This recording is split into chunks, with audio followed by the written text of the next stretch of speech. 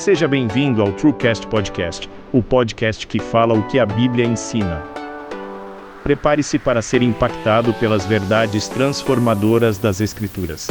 Aqui fundamentamos cada conversa em João 8,32.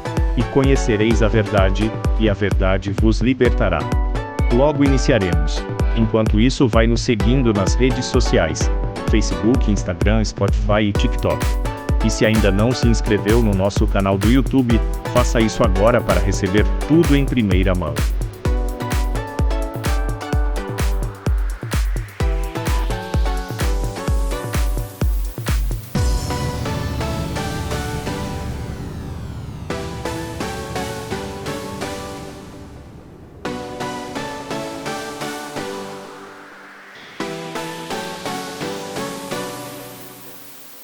Paz do Senhor, meus queridos irmãos, eu sou o irmão Rafael Oliveira.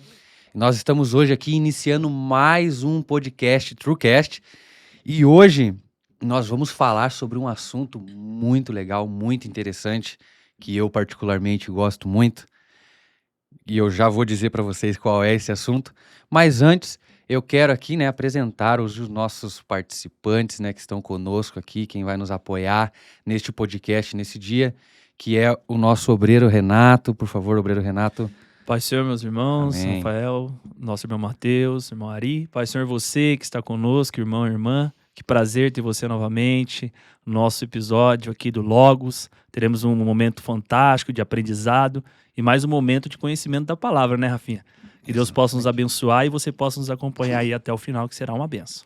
Amém. Estamos aqui também com o irmão Mateus, como o irmão Renato já disse. Irmão Mateus. Pai do Senhor Jesus a todos, irmãos, é um prazer estar aqui juntamente com os nossos irmãos, participando mais uma vez de um programa abençoado, pautado pela palavra de Deus. E você que está nos assistindo, creio que hoje nós teremos um assunto maravilhoso à luz das Sagradas Escrituras.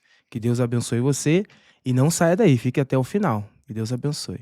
Exatamente, não saia, E como o nosso participante especial, que nós vamos direcionar aqui esse podcast juntamente com ele, o nosso irmão Ari Júnior, veio direto da igreja de Pinhais para nos abençoar hoje, E eu quero que o irmão Ari, então, se apresente aí, irmão Ari, diz um pouquinho da tua história aí, Logo mais nós vamos falar um pouquinho mais, mas se apresenta aí um pouco da tua história, de onde você veio, quem é a tua família. A paz do Senhor Jesus, a todos os irmãos, irmão Mateus, Amém. irmão Rafael, irmão Renato. Para mim é uma alegria, primeiramente, estar com vocês aqui, compartilhando desse momento, qual a gente vai estar aí desfrutando da palavra de Deus, vamos estar mergulhando na palavra de Deus dentro de um tema poderoso, como foi escolhido. Então, como o irmão já falou, meu nome é irmão Ari Júnior, eu faço parte ali da IPUB de Pinhais, já há 4 anos aproximadamente.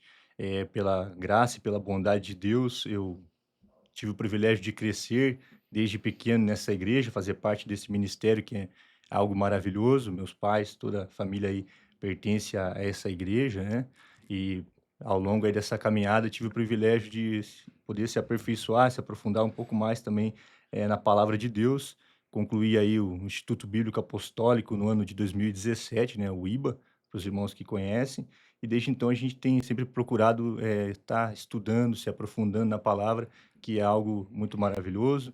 Eu sou casado também já há 7 anos, sou pai de uma menininha, uma princesa de 7 aninhos, e hoje estou feliz de estar com vocês aqui. Vamos mergulhar aí na palavra de Deus e vai ser um momento abençoado.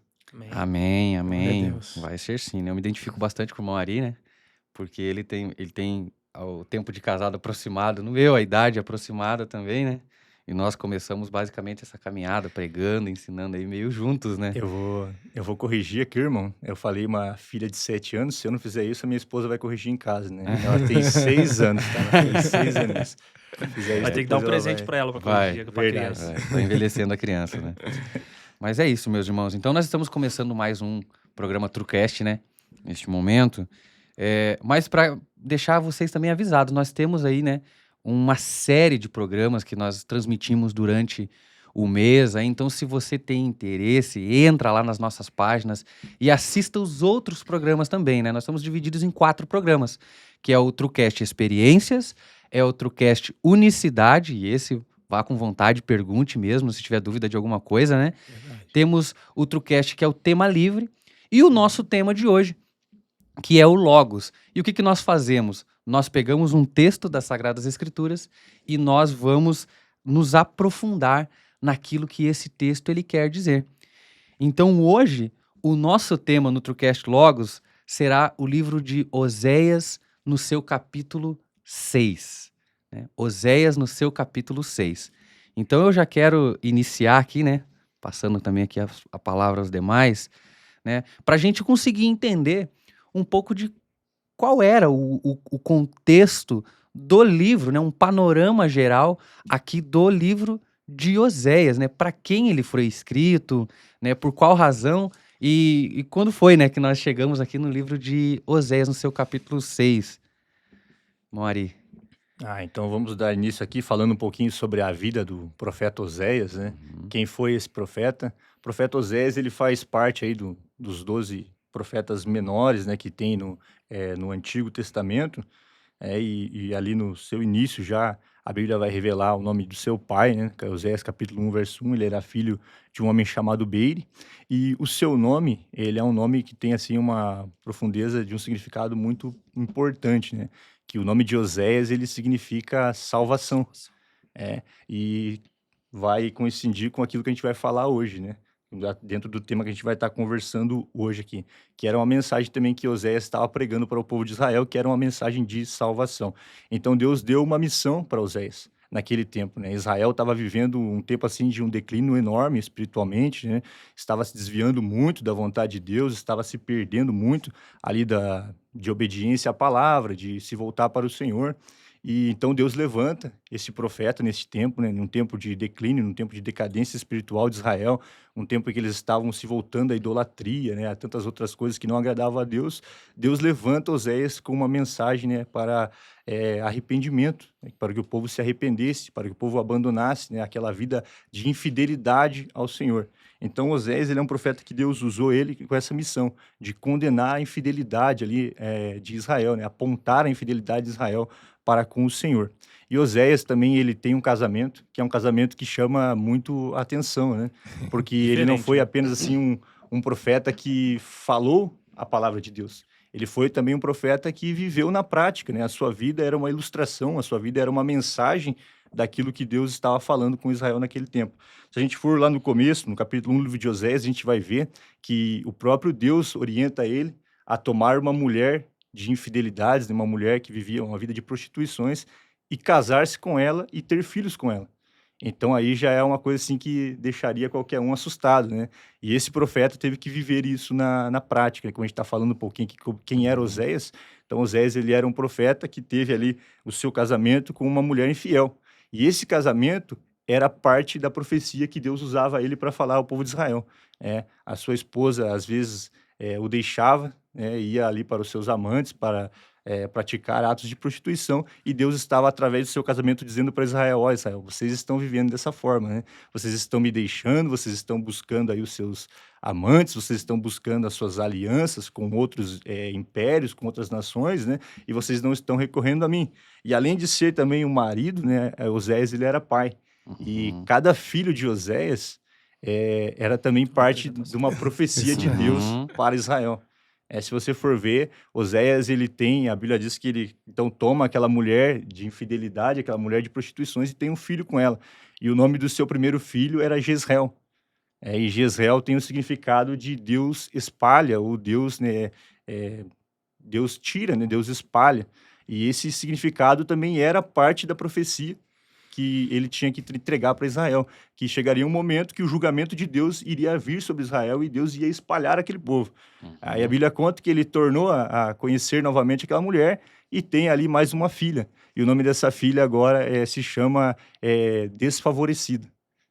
E desfavorecida também falando parte da mensagem que a gente está enfatizando, que Oséias, ele não apenas falava a profecia, ele não apenas compartilhava a profecia que Deus falava com ele, mas Deus também fez ele vivenciar aquela profecia, fez ele viver na prática aquilo que ele estava falando ao povo. Então, se o povo não estava conseguindo entender aquilo que ele falava, então agora olhando para a vida dele, o povo ia conseguir entender a mensagem que Deus estava querendo transmitir. E não parando por aí, ele ainda tem um terceiro filho. Oséias era pai de 3 filhos. E o terceiro filho dele é o que se chamava ali de não meu povo, que também era uma mensagem de Deus para Israel, dizendo, vocês se afastaram da aliança, vocês se rebelaram contra mim, né? Vocês procuraram aí outras fontes de poder para se aliar, para se fortalecer. Então, vocês, a partir de hoje, né, não são o meu povo, porque estão se desviados de mim. Então, Oséias, ele foi chamado, nesse tempo, de uma grande decadência espiritual de Israel. O contexto histórico ali era muito conturbado, né? Ele profetizou no Reino do Norte, né? Ao Reino do Norte, ali, aproximadamente 755 a.C. até 715, e ali alguns reis que estavam ali, era, como a Bíblia mesmo vai falar lá no capítulo 1, se você quiser acompanhar, lá no capítulo 1 vai contar aqui um pouco, né, sobre a palavra do Senhor que veio a Oséias nos dias de Uzias, Jotã, Acais, Ezequias, reis de Judá, que era o reino do sul, e nos dias de Jeroboão, filho de Joás, rei de Israel. Então ele profetizou aí nesse tempo do reino de Jeroboão, que era ali rei de Israel, e também daqueles que vieram suceder ele depois, né? Que teve ali um momento político bem estável também. Israel, no contexto geral, quando o profeta Oséias estava vivendo, estava num contexto ali bem estável, né? Politicamente, eles tinham uma certa segurança, mas era uma segurança superficial, porque lá no futuro, aqueles com quem eles estavam se aliando seria o povo que ia vir e ia levar eles cativos, ia dominar eles, né? Então, seria um pouquinho aí de quem era Oséias, né? Um pouquinho da vida de Oséias e também do contexto no qual ele estava, né? O povo estava totalmente distante de Deus, vivendo uma vida de infidelidade a Deus, né? Uma vida que, dentro aqui do texto, vai ser muitas vezes falado como uma vida de prostituições, né? Se voltando aos ídolos, né? Se prostituindo com os ídolos, e dentro desse contexto, assim, é que Deus levanta o profeta Oséias. E dentro disso que o Ari está falando, a gente precisa contextualizar para os dias atuais essa vida interessante de Oséias. Por quê? Porque quando se fala de profeta, a gente fala daquela pessoa que é a voz de Deus para o povo. E muitas pessoas não entendem isso, que quando você resolve ser a voz de Deus, a sua vida vai estar interligada com o que você fala. Vai acompanhar, de né? Deus. E Oséias é um bom exemplo para nós de que tudo que ele falava e profetizava para Israel, a sua vida estava envolvida nesse contexto. Né? A esposa, os filhos, o seu nome, a forma que ele levava. E se você estudar todos os profetas, a maioria é exatamente isso. E então nós, como servos de Deus, nós temos que ter esse entendimento também.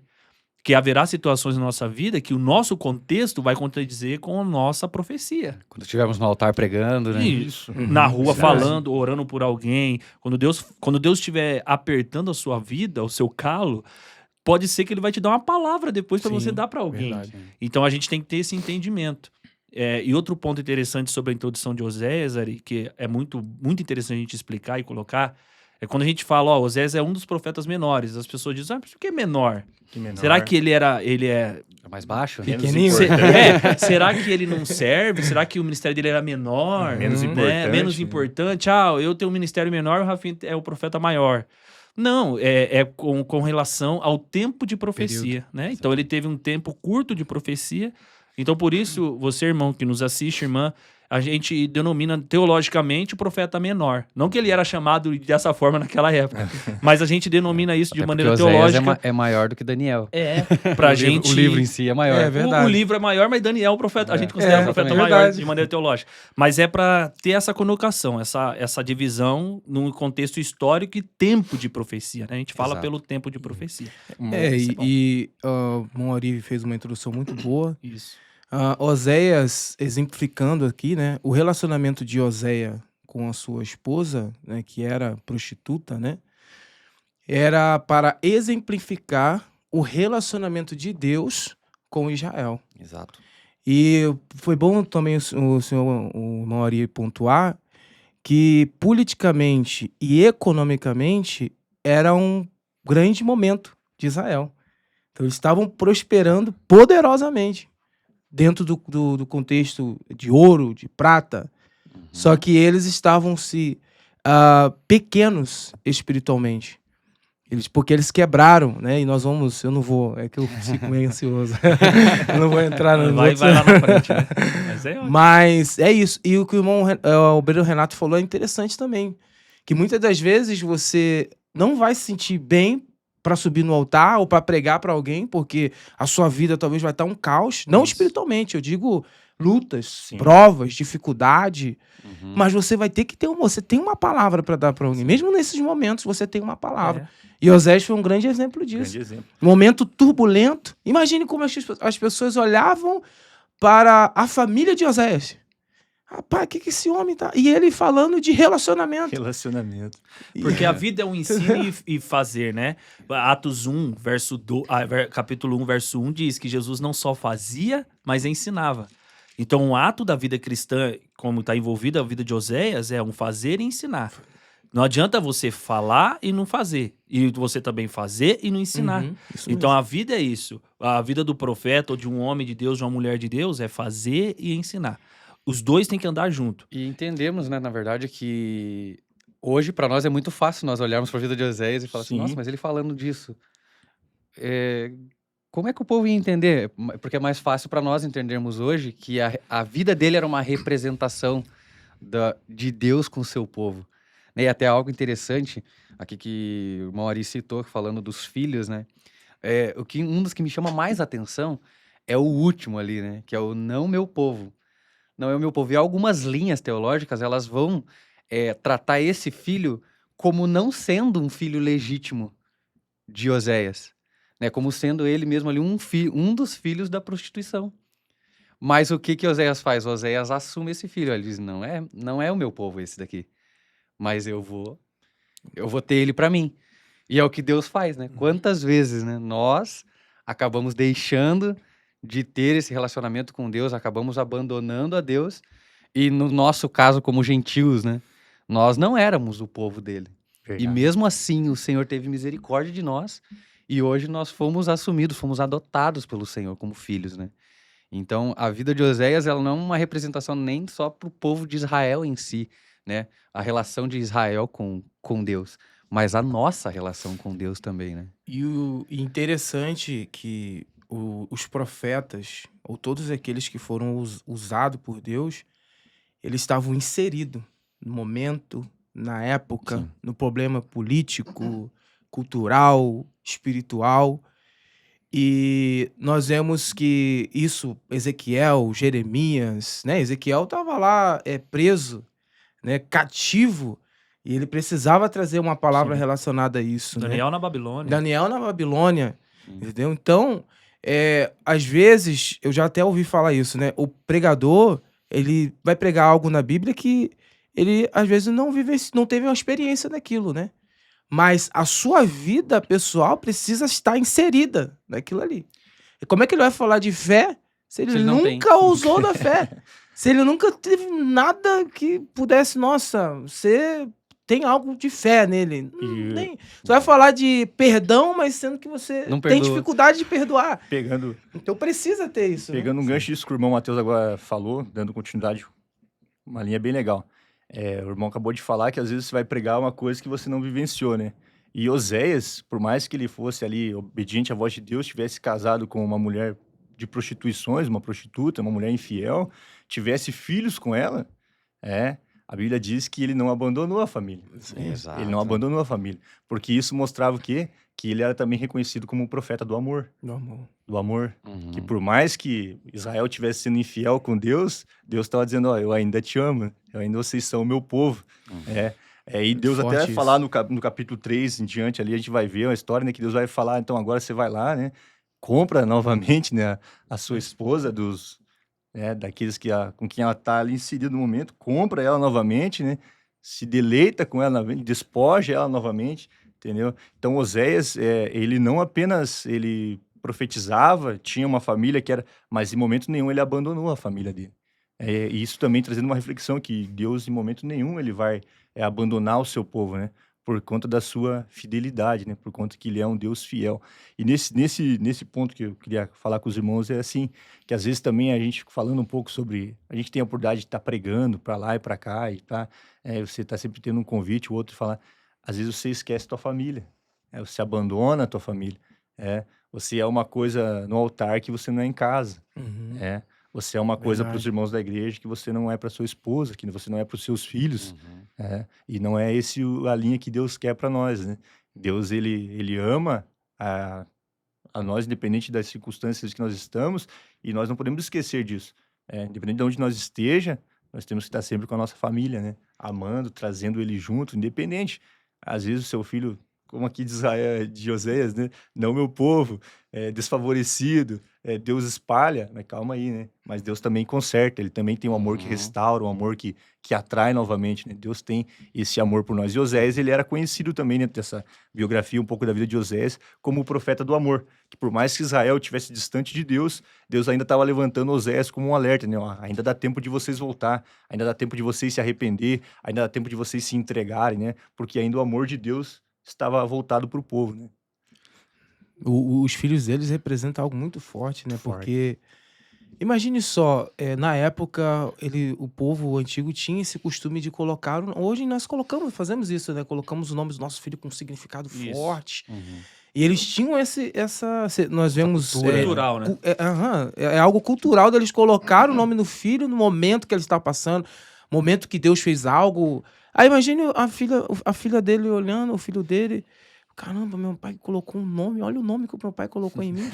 Só que aí, Desfavorecida. sim, só que aí você vê, mesmo assim, o amor do Amor. pai dela para com ela. Uhum. E é mesmo assim com Deus. Nós estamos ali, é claro que temos que se arrepender, temos que se voltar para Ele, nós vamos já falar Vamos sobre entrar isso. Mas é isso que acontece. A humanidade está aí perdida, as pessoas estão se perdendo aí fora, mas mesmo assim há um Deus aqui do outro lado com uma graça, dizendo, olha, é só você se arrepender. Olha, imagine, com tudo que você faz, com tudo que você é, com tudo que você está representando diante da sociedade, só se volte para mim. Só se volte para mim. É algo muito forte essa questão dos filhos dele, dos filhos de Oséias. Uhum. Muito bom. Deus abençoe. Muito bom esse tema, sendo abençoado já. Esse tema é demais. Eu sou suspeito de falar, né? Com quem deu aula de profetas menores bastante tempo. Eu gosto muito dos profetas menores, né? Mas então, observando então tudo que foi falado aqui até então nós vemos, né, que essa profecia em específico, né, o texto e o tempo no qual estava sendo vivido essa profecia de Oséias, nós vemos que ele foi escrita para o povo de Israel. O capítulo 6 ele vai se estender um pouquinho, né, para ajudar também, ele não vai ficar preso ao reino de Israel, né?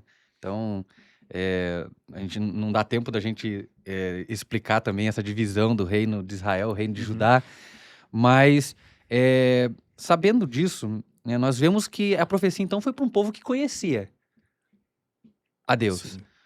Um povo que foi escolhido por Deus desde o princípio, né? Uma linhagem que veio por anos. Depois veio Saul, Davi, Salomão, dividiu-se os reinos, mas o povo continuava sendo um povo que conhecia, Uhum. né, a Deus. Eles não podiam dizer, não conheço a Deus. Não. Era cultural, eles tinham que saber, eles tinham que conhecer.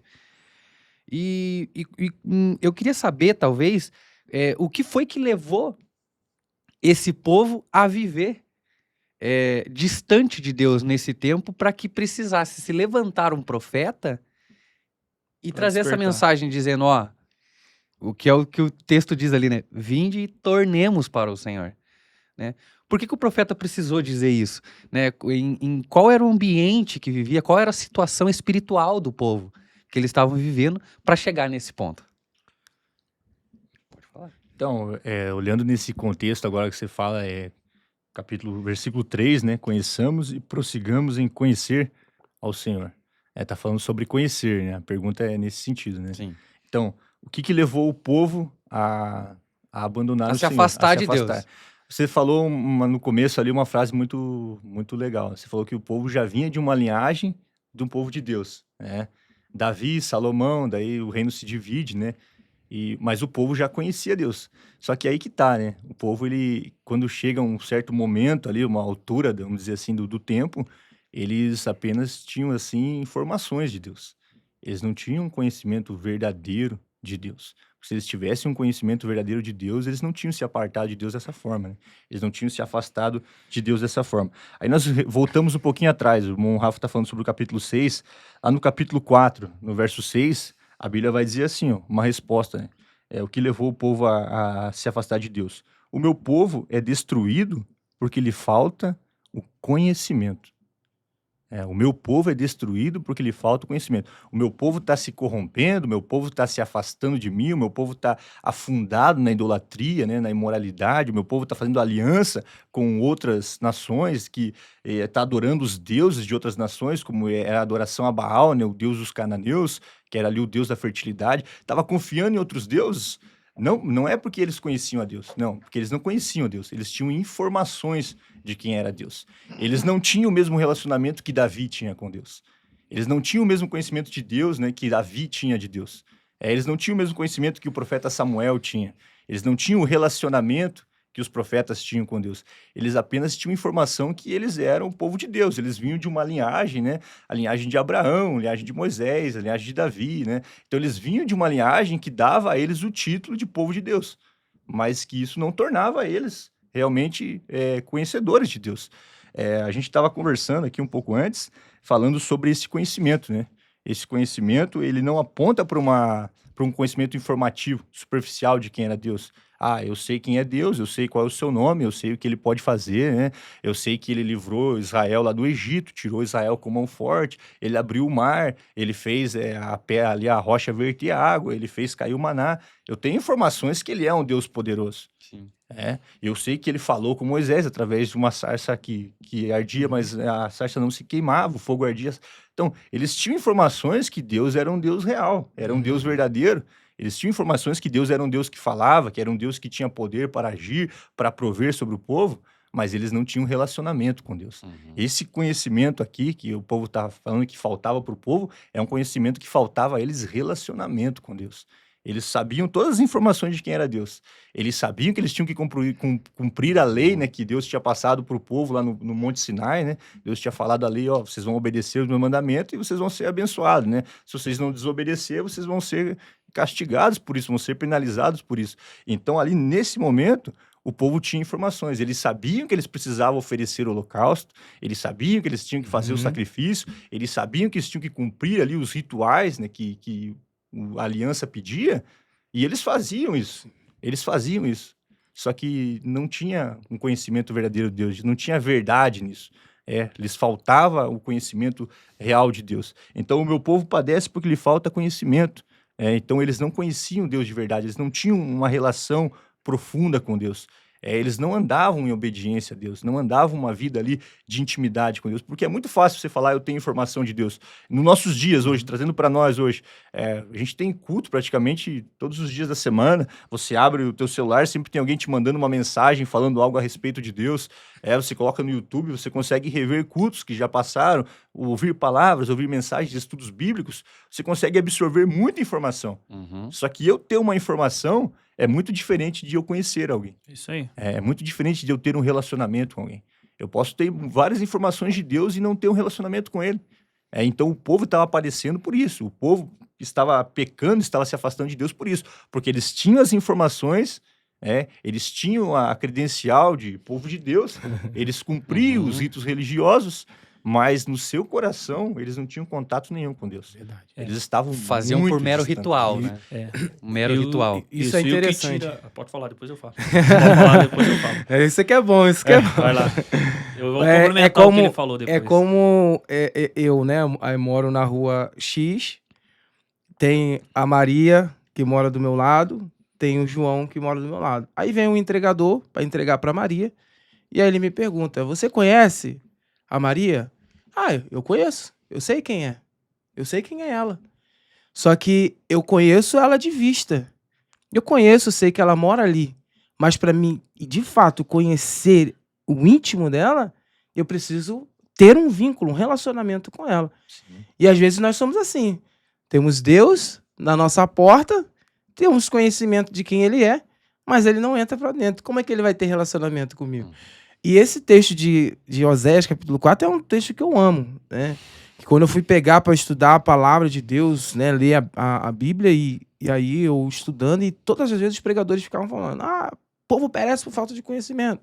O povo perece por falta de conhecimento. Eu falei, poxa, eu preciso... Nossa, o que isso quer dizer? O que essa palavra conhecimento quer dizer? Porque é estranho para mim. Preciso estudar mais. Eu preciso estudar fazer mais. um cursinho a mais. Né? Porque o povo conhecia quem era Deus de fato, o Deus de Israel. O Deus que tiraram Moisés e o seu povo do Egito, que abriu o Mar Vermelho. Eles conheciam, eles sabiam quem eram os seus patriarcas, Abraão, Isaac, Jacó. Eles tinham conhecimento de qual tribo era, que Deus fez a divisão. Foi Deus que me deu essa terra aqui. Eu tô aqui porque foi Ele que me deu. Ele que me colocou aqui. Eu sou da tribo de Judá, eu sou da tribo do... Então, o povo sabia. Aí eu falei, nossa, mas eles sabem quem é. Mas saber quem é não é conhecer. Conhecer é diferente. Informação, né? Eu sei quem é o irmão Ari, mas eu não conheço ele de fato. Eu não conheço o seu íntimo. Sim. Eu não conheço, de fato, as suas características, os seus defeitos. Eu não sei como você age na pressão. Eu não sei, porque eu não tenho contato, sabe? Verdade. Sei quem você é, mas não tenho. E aí, quando eu fui ver lá a palavra, o significado, conhecimento, sabedoria, mas aí tinha lá uma explicação. Relacionamento também. Que aí é isso que faltava pro povo de Israel. Eles tinham tudo de fato. Tinham a promessa, porque no capítulo 2, no verso 8... o texto vai dizer que eles não reconheciam que o momento financeiro que eles estavam passando, poderoso e político, foi Deus que tinha dado para eles. Porque já tinha uma promessa sobre o povo de Israel. Eles já sabiam. Só que nem isso demais eles estavam reconhecendo. Porque o relacionamento foi quebrado. Foi rompido. Então aqui o povo perece por falta de relacionamento. E o que tira o conhecimento? Dentro desse princípio a gente tem que entrar também.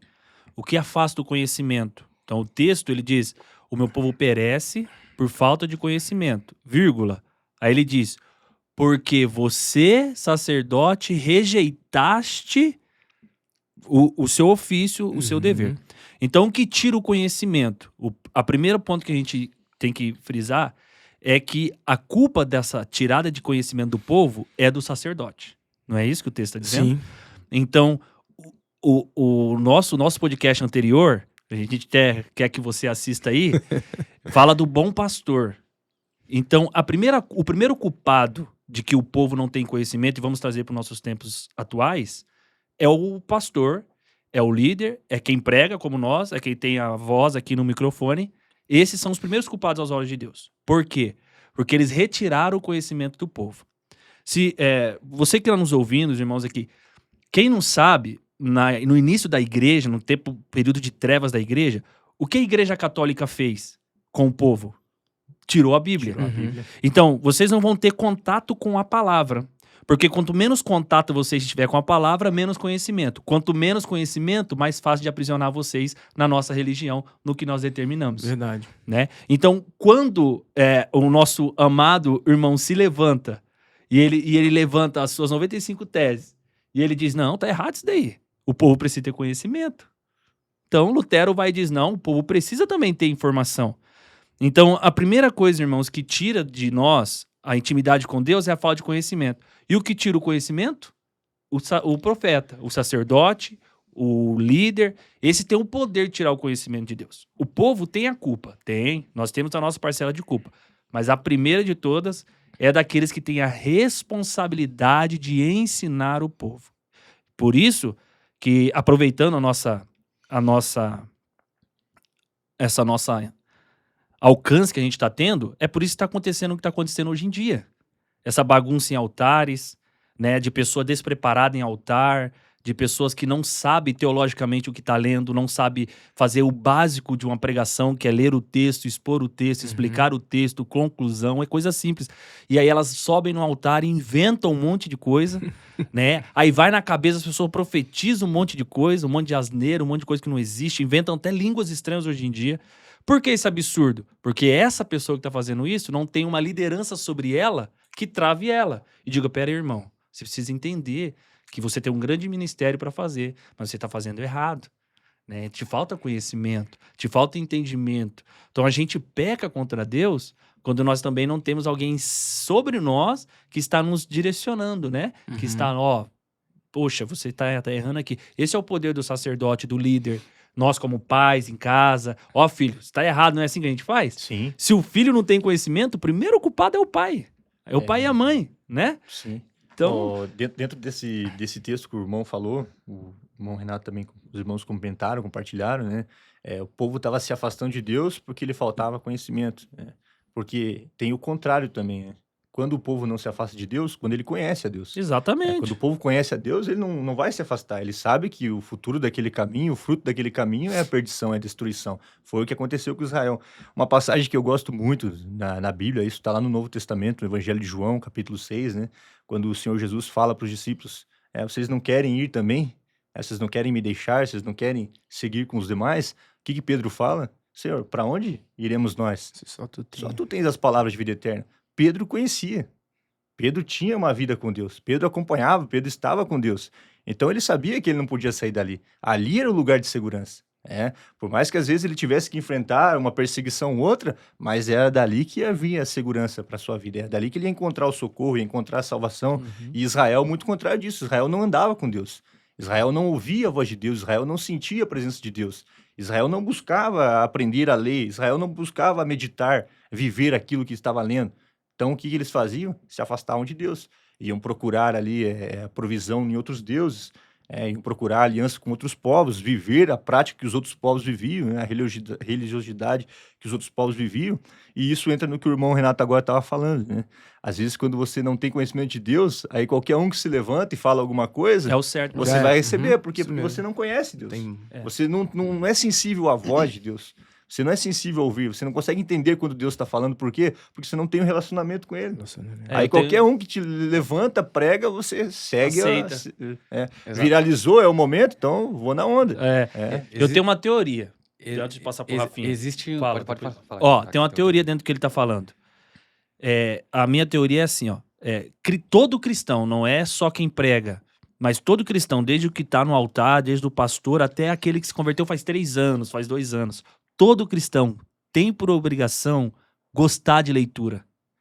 Ah, mas não, irmão, você tem que gostar. Por quê? Porque a primeira coisa que Deus deu pra nós é o Logos. É a palavra. Palavra. Se você não gosta de ler o Logos, você tá com sério risco de ser enganado. Uhum. Tanto pelo diabo, tanto pelo mundo, quanto por falsos profetas. Pessoas que vão se levantar e vão te enganar. E aí vai te faltar conhecimento. É que as pessoas hoje, é isso mesmo, ela não dá a devida importância da palavra mais. Não. O que um influencer, alguém fala, virou uma autoridade, aquela palavra que ele falou. Eu até costumo dizer que nós devemos voltar e ser igual os berianos. Ir lá e, ó, falou, tá bom, é isso, sobre dízimo, é isso? Tá, Vamos ver se é sobre o isso Espírito mesmo. Santo, é isso? E analisar. Sim. O salmista fala, ó, medita na lei de dia e de noite. O que vai fazer com que o cristão chegue até o ponto final, que é a eternidade, é a palavra de Deus. E nós estamos... esse tempo que nós estamos vivendo, isso está até deixando nós tristes, né? Ainda mais nós que gostamos bastante de ler a palavra. As pessoas não têm mais o prazer de andar com a Bíblia. Verdade. Se não Perdeu o anda, não prazer. lê. Se não anda, não Sim. lê. Ah, irmão, ó, eu vou falar algo aqui, irmãos, pode depois comentar lá a sua opinião, mas o celular não é exclusividade. O celular, então, ele não pode ser a Bíblia. Você pode usar para estudar, para ter um esboço ali, igual a gente usa o tablet, mas ele não é a Bíblia. A Bíblia é a exclusividade. Quando você pega para ler a Bíblia, quando você leva a Bíblia, não, é exclusivo, porque a palavra é exclusiva. O celular, você tá lendo ali, chegou a mensagem. Você vai se distrair muito fácil. né? Distração, né? Sim. Então ele não é exclusivo. Não é algo exclusivo. E as pessoas esqueceram. Olha, depois aí vocês que estão nos assistindo, vai lá e estude sobre a história de Mary Jones, que foi uma menina galês que andou mais de não sei quanto, mais de 40 quilômetros a pé para poder conseguir um exemplar da Bíblia. Depois você vai lá e estude sobre ela. A palavra de Deus, ela é muito importante, irmão. Claro, o papel, não, a palavra, aquilo que vai estar aqui no meu coração e vai ficar aqui. Conhecimento O dela. conhecimento dela. É. O quanto que eu me relaciono com ela, vivo com ela, respiro ela, me alimento dela, não abandono ela, não abro mão dela. Podem falar o que for, mas se não tiver na Bíblia, não tem. A maior profecia é a palavra de Deus. Não é o homem, não é. Ah, eu sou profeta. Tá bom. Mas Mas tem que se estar aqui. eu não estiver aqui, não adianta. Tem muita gente que fala, mas Deus não fala comigo. Mas você lê as escrituras? Tem 2.000 páginas de 66 Deus falando livros. conosco aqui e às vezes a gente não consegue parar e tentar ouvir a voz de Deus no que está Porque é escrito aqui. cansativo, né? Porque cansa, exatamente. Isso É. aqui é um sacrifício espiritual mesmo. Por isso que você começa a orar e a ler a Bíblia, te dá sono. É cansativo. Porque a tua carne não quer isso. Saudoso É a tua Benny dizia assim, ó. Nosso ex-presidente que faleceu, né? Tá sem sono? Lê a Bíblia que Isso passa. mesmo. Vai dar Você sono dorme. na hora. Exatamente. É. Mas é o método que o Senhor deixou para falar conosco, o principal método. Porque se um dia eu estiver sozinho num lugar e eu quiser ouvir Deus falar, eu vou ter que ligar para alguém? Ô pastor, eu preciso ouvir a voz de Deus. Fala aí o que ele tem para me dizer. Não, o Senhor ele estabeleceu uma forma de relacionamento que nós não precisamos de terceiros Verdade. para fazer isso isso. Ele nos permite, por si só, conseguir ter esse relacionamento. E nós estávamos falando aqui, né, que as pessoas elas não têm mais o conhecimento das escrituras para poder ter relacionamento com Deus. E o Novo Testamento ele vai dizer, né, que essas pessoas elas são levadas por qualquer vento de doutrina. E tem um ditado, né, que diz que para quem não sabe onde quer ir, Não sabe onde qualquer lugar tá bom. qualquer lugar. Uhum. Então, pessoas que não têm interesse de conhecer a Cristo, de saber mais das Escrituras, qualquer coisa que ela ouça vai estar bom para ela. E ela não vai querer buscar um relacionamento ainda maior. Ela não vai querer buscar algo mais alto diante de Deus. Por quê? Porque tá bom, né? Vai estar confortável. E... Deixa eu pontuar uma coisa agora também que acho que é importante a gente falar. Uhum. Por trás disso que nós estamos conversando, quem que articula tudo isso? A Bíblia fala que o Deus deste século, né, tem cegado o quê? Sim, O entendimento. verdade. Para que eles não compreendam Uhum. as escrituras, né? E por que que ele tem cegado o entendimento? Por que que Satanás trabalha tanto para o povo se enfadar, para o povo estar cansado e não procurar conhecer a Deus? Porque o conhecimento liberta. Verdade. Conhecimento liberta. Conhecereis a verdade. E A verdade Se a vos gente libertará. for ler, João 8,32. é o que o tema do TrueCast, do né? TrueCast, Do podcast aqui da igreja. João 8,32. E conhecereis a verdade, e a verdade vos Vos libertará. Quem é a verdade? Lá em João 14,6 ele vai dizer, Jesus falando, né? Eu sou a verdade, eu sou o caminho e eu sou a vida. Por que Satanás não quer que o povo conheça? Porque quando o povo começa a procurar a verdade, quem que eles encontram? Encontra Cristo, Jesus. encontra Jesus, encontra a libertação. Israel foi cativo, por quê? Porque não conhecia. Uhum. Israel foi escravo, por quê? Porque não conhecia. O Israel foi enganado porque não conhecia. E nos nossos dias é o mesmo retrato do que acontecia com Israel. O povo é enganado hoje, o povo caminha para longe de Deus, por quê? Porque não conhece a Deus. Porque o dia que conhecer ao Senhor é liberto. E também tem no aqueles que conhecimento. fazem, eventualmente. Aí nós vamos e até já começar já a partir para frente um pouco aqui do texto, né? Nós já começamos a partir um pouco para frente ali do texto. Que tem aqueles que buscam também, né? Que estão nos cultos, que vão até nos cultos de oração, vão na escola bíblica, mas eles não têm essa intimidade. E o livro de Oséias, ele vai trazer isso, né? E daí vocês já podem também preparar aí para a gente entrar no assunto. Verso 4, que te farei, ó Efraim? Que te farei, ó Judá? Porque o vosso amor é como a nuvem da manhã e como o orvalho da madrugada, que cedo Meu Deus. passa. Nem É, Nossa. é certeza que nós vamos falar É disso.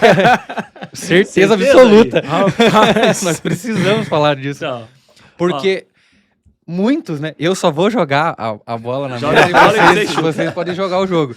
Mas muitos, e eu vou lançar essa palavra, mas tem um conhecimento, às vezes, e falar, eu conheço a Cristo. Mas o conhecimento é raso, é superficial.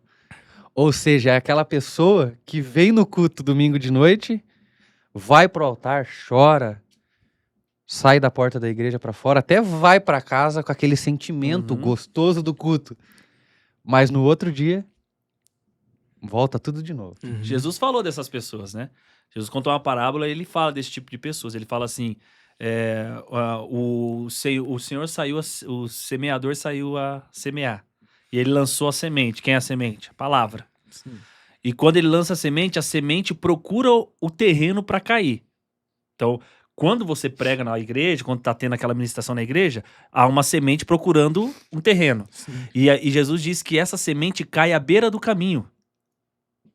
E o que é a beira do caminho?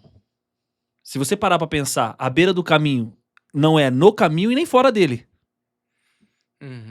Então, essa beira do caminho, ele está falando das pessoas deste texto de Oséias, que estão dentro do contexto de Deus, mas ela não sabe se ela entra pro caminho ou se ela sai. Ela fica à beira. Verdade.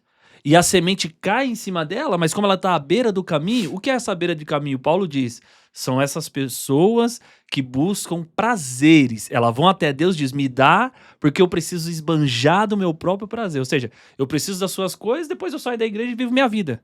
O contexto religioso hoje, cristão, hoje evangélico, é esse.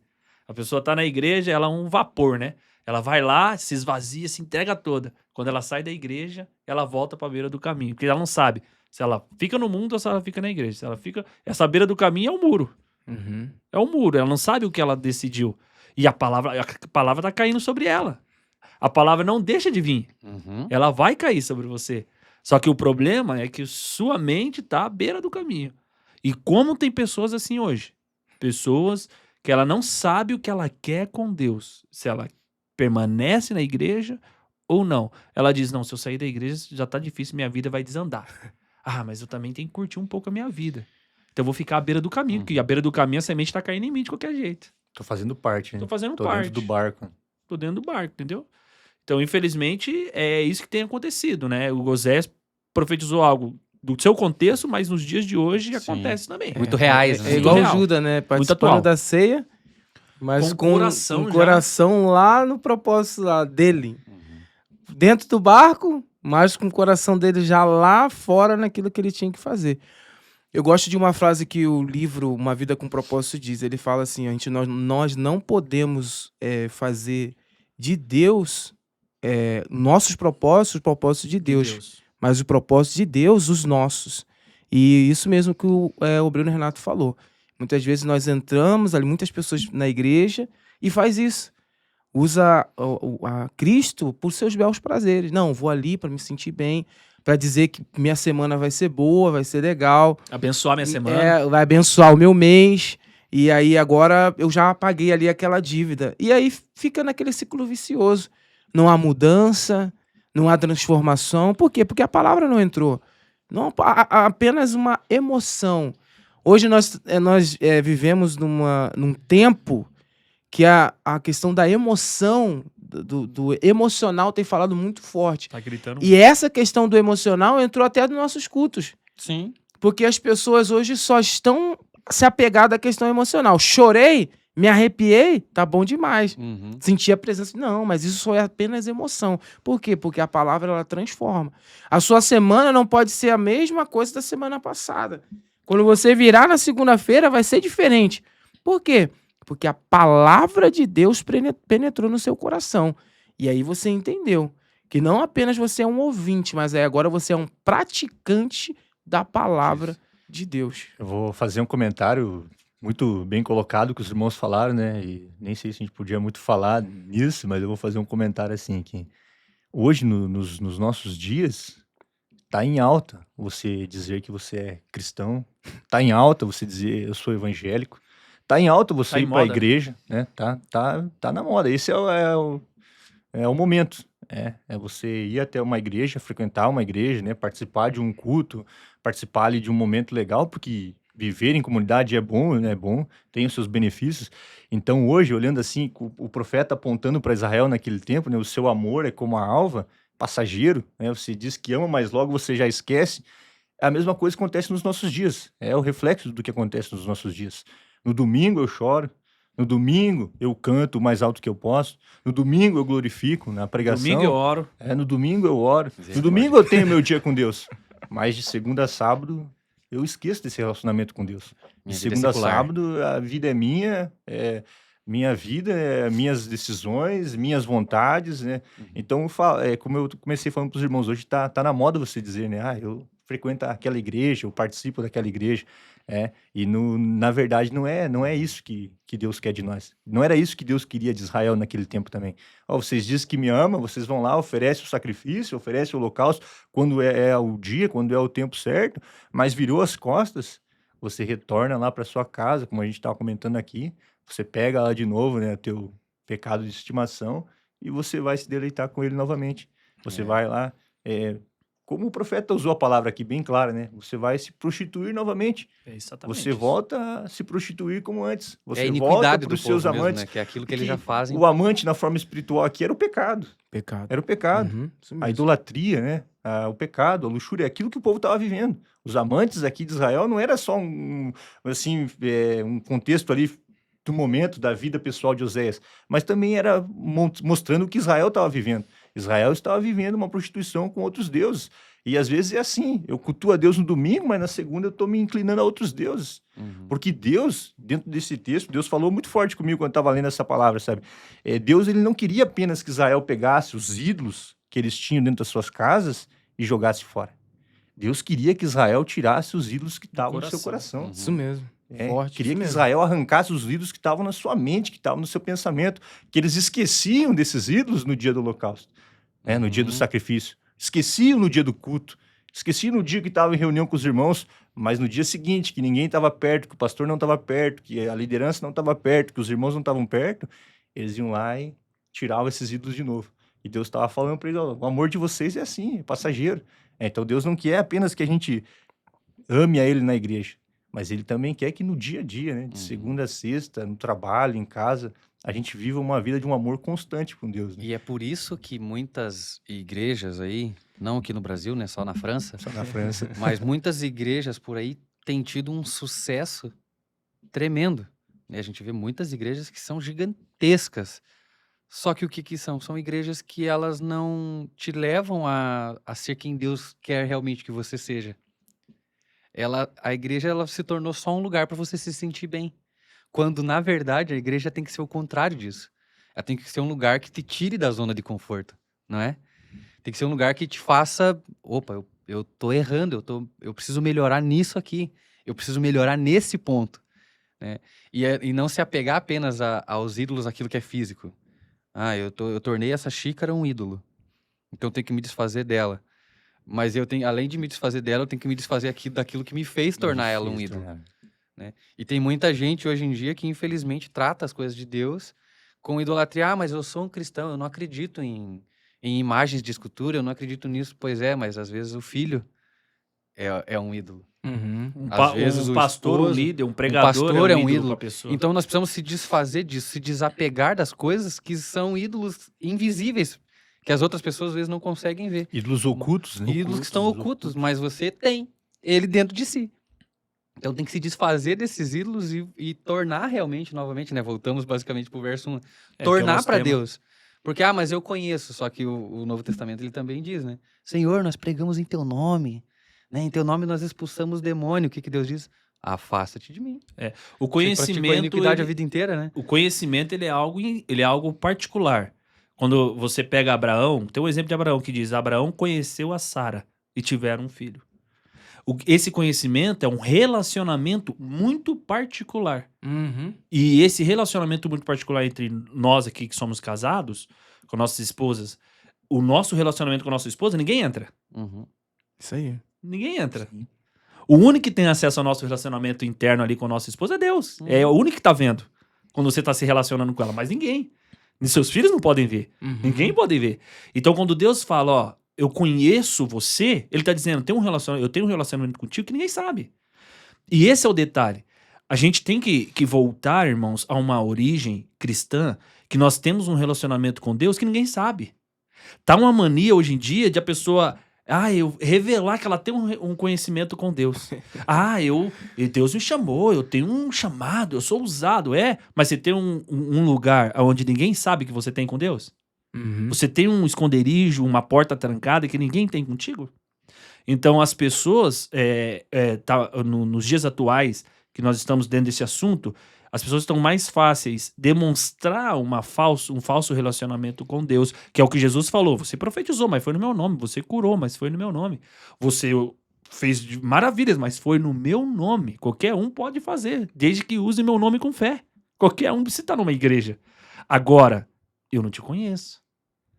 Eu nunca vi você numa porta fechada chamando eu pra estar contigo lá, só nós dois, sem ninguém ver. Porque você só quer flash, você só quer tirar foto, você só quer estar nos lugares bonitos, né? O irmão tocou num ponto agora que eu ia comentar, irmão Renato. Eu acho que é prudente, é interessante a gente falar sobre isso também, Vamos lá. sabe? Porque hoje, antes, quando eu era menino, eu vou usar a minha vida como exemplo, quando eu chegava à igreja, a primeira imagem que eu tinha era dos irmãos, das irmãs, da liderança, de joelho, orando no banco. Sim. Era a primeira imagem, porque eles estavam fazendo o quê? Eles estavam conversando com Deus. Estavam alimentando a sua vida espiritual, estavam colocando... Hoje, muitas vezes, a primeira imagem que a gente tem é alguém com o aparelho celular na mão. Uhum. Às vezes, o culto está correndo, Deus está abençoando, né? O Espírito de Deus está ali. E a gente está lá filmando, tirando foto. Ou conversando às vezes também. Mas agora eu vou usar essa questão da foto, porque é o que a gente vê mais no nosso momento, assim, que está mais em alta, né? Como que você está ligado com Deus? Como que você está ali, sentindo poderosamente a presença de Deus? Se você está mais preocupado em fazer ali uma Um foto story. do momento, um story, algo que venha viralizar ali para ganhar curtidas, para ganhar seguidores, para ganhar um certo reconhecimento, né? E como que ao mesmo tempo você pode estar ligado com Deus? Como que ao mesmo tempo você pode estar conectado com Ele, sendo que você está mais preocupado com a tua reputação, com a tua parte ali mais social, né? Então não tem como você estar ligado com Deus se você está desligado dentro da igreja. O celular é uma benção, irmãos, é uma benção. Mas ele tem feito o nosso amor ser como a névoa também. Ele tem feito o nosso amor ser como a névoa. Verdade. Porque às vezes ele tira a nossa atenção, ele tira o nosso foco. A Bíblia conta aquela passagem lá do coxo que estava no tanque de Betesda, né? Diz que o anjo vinha, agitava a água e não tinha quem colocasse ele na água, né? Então ele perdia a oportunidade. O anjo agitava a água e ele perdia a oportunidade de entrar na água. E hoje, nos nossos dias, não é ser uma debilidade física que tem nos impedido de entrar na presença de Deus, mas muitas vezes é a nossa distração.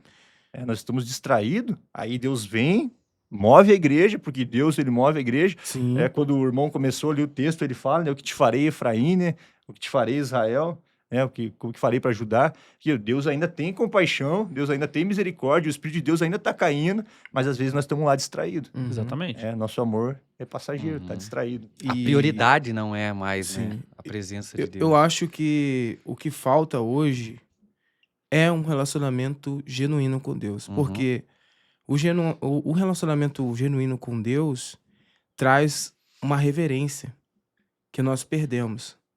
Às vezes as pessoas falam, nossa, mas antigamente a igreja tremia, antigamente... Porque Mas quem antigamente se tinha relacionamento entre eu e Deus. Porque ele nunca muda. Ele é fiel. Ele é fiel. O seu relacionamento não muda. Mas o nosso relacionamento com ele mudou.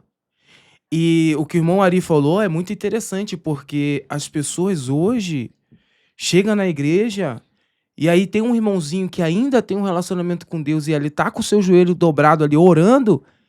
As pessoas estão batendo papo, Desrespeito. conversando, sem devida reverência, sem um devido respeito, sem um devido temor. Porque ele falta relacionamento. E a outra parte também é que hoje está faltando um relacionamento íntimo com Deus, que eu não consigo mais sentir a dor do próximo. Uhum. O que me faz sentir a dor do próximo, o que me faz ver a necessidade do próximo, sem eu ter a necessidade que ele venha me contar, era um relacionamento Contato com com Deus. Deus. É um relacionamento Romanos diz que o amor vem pelo Espírito Santo de Deus. com Deus. Isso. O amor, a vontade de adorar. Romanos diz também, Paulo diz em Romanos, a vontade de adorar vem pelo Espírito Santo. O maior problema nos dias atuais, dentro das igrejas em geral, é a falta de contato com Deus através do Espírito Santo dele.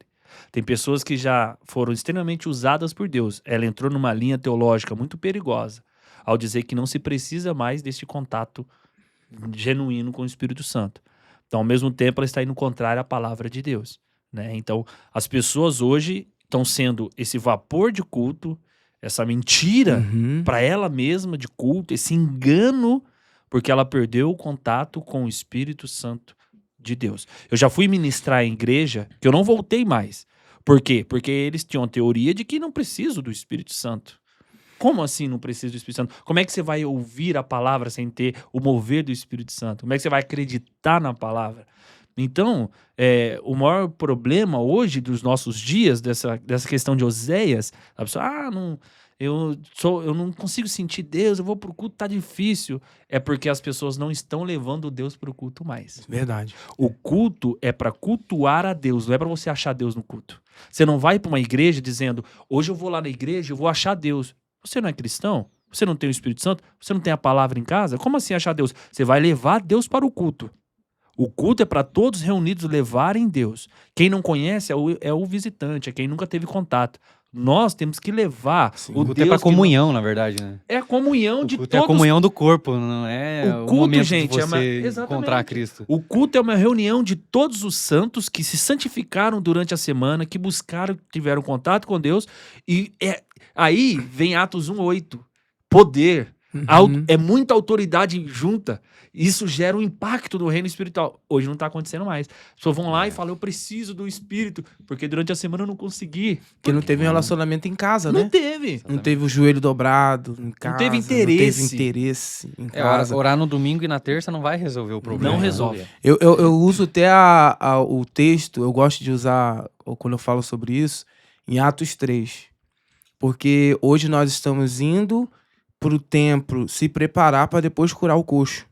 Enquanto Pedro e João Estavam Se indo pro preparava tempo pra ir pro preparado. templo e curar o coxo no já caminho. curou o coxo. Já no estavam caminho. preparados. Já né? estavam preparados. Então hoje está acontecendo isso. Sim. Nós estamos indo para a igreja, tá bom, nós estamos indo lá para afiar Amém. nossa espada, ajustar o nosso escudo da fé, mas é isso mesmo como o Obreiro Renato falou, nós estamos lá para ter poder, todo mundo junto, preparado. Então eu preciso ir pro templo já preparado, com esse relacionamento em dia. Levar Deus comigo. E levar Deus comigo. Eu não posso esperar que eu venha curar o coxo depois de eu sair da igreja. Não. Antes, no caminho, igual Pedro e João, você já tem que ter Eles curado. estavam com Deus, né? Já tá, é isso aí. Estavam levando Deus pra oração. Olha, ele fala pro coxo, olha, o que eu tenho? Eu te dou. O que eu dou. tenho? O que eu Que tenho? autoridade é essa, né? Então deixa pra você que tá nos assistindo. O que você tem hoje? Que tem pra oferecer. O que né? tem pra oferecer? Tá? Que Deus te abençoe a sua Quem vida. você tá levando pro Quem que culto? você tá levando Uma vez pro eu fiz uma culto? pergunta numa ministração, isso. Quem você tá levando pro culto? Quem você tá levando pro culto? Ah, eu tô levando minha falta de emprego. Quem falou que isso daí tem que levar pro culto? Ah, eu tô levando minha falta de saúde. Quem falou que isso daí tem que levar pro culto? Ah, eu tô levando, o meu filho tá me dando um problema. Aonde você encontra na Bíblia que Deus tá falando pra você levar isso pro culto? Deus fala que é pra você ir. Romanos 12, você é o sacrifício. Você tem que ir pro culto. E tudo que envolve você, deixa com Deus. Acabou. Amém. Agora, quando... eu vou levar as coisas, esquece de ir pro culto. Porque as coisas foi na frente. Ah, meu marido é um problema, meu trabalho tá um problema, minha saúde tá um problema. Tá tudo na tua frente. Aí até Deus chegar em você, acabou o culto. Esses são aqueles que o Mateus citou aqui, a passagem de Pedro e João na É. Porta Formosa. Essas pessoas que levam essas coisas pro culto são as que, se tiver um coxo, ela vai dar a moeda. Vai dar o que tá na frente. Ela vai dar o ouro e a prata. Ela não vai ter uma palavra de autoridade verdade. pra oferecer. Ela não vai ter um levanta e anda, Uhum. né? Então, essas pessoas, elas vão ter muita dificuldade, né? Então, essa é uma oportunidade, né? De nós que aqui estamos de entender isso, né? Aqueles que estão nos assistindo, de conseguir compreender e olhar para dentro de si, né? Porque nós aqui não estamos apontando para ninguém, Não. mas cada um olhar para dentro de si e Conhecer. refletir sobre isso. Falar quem eu tenho sido, né?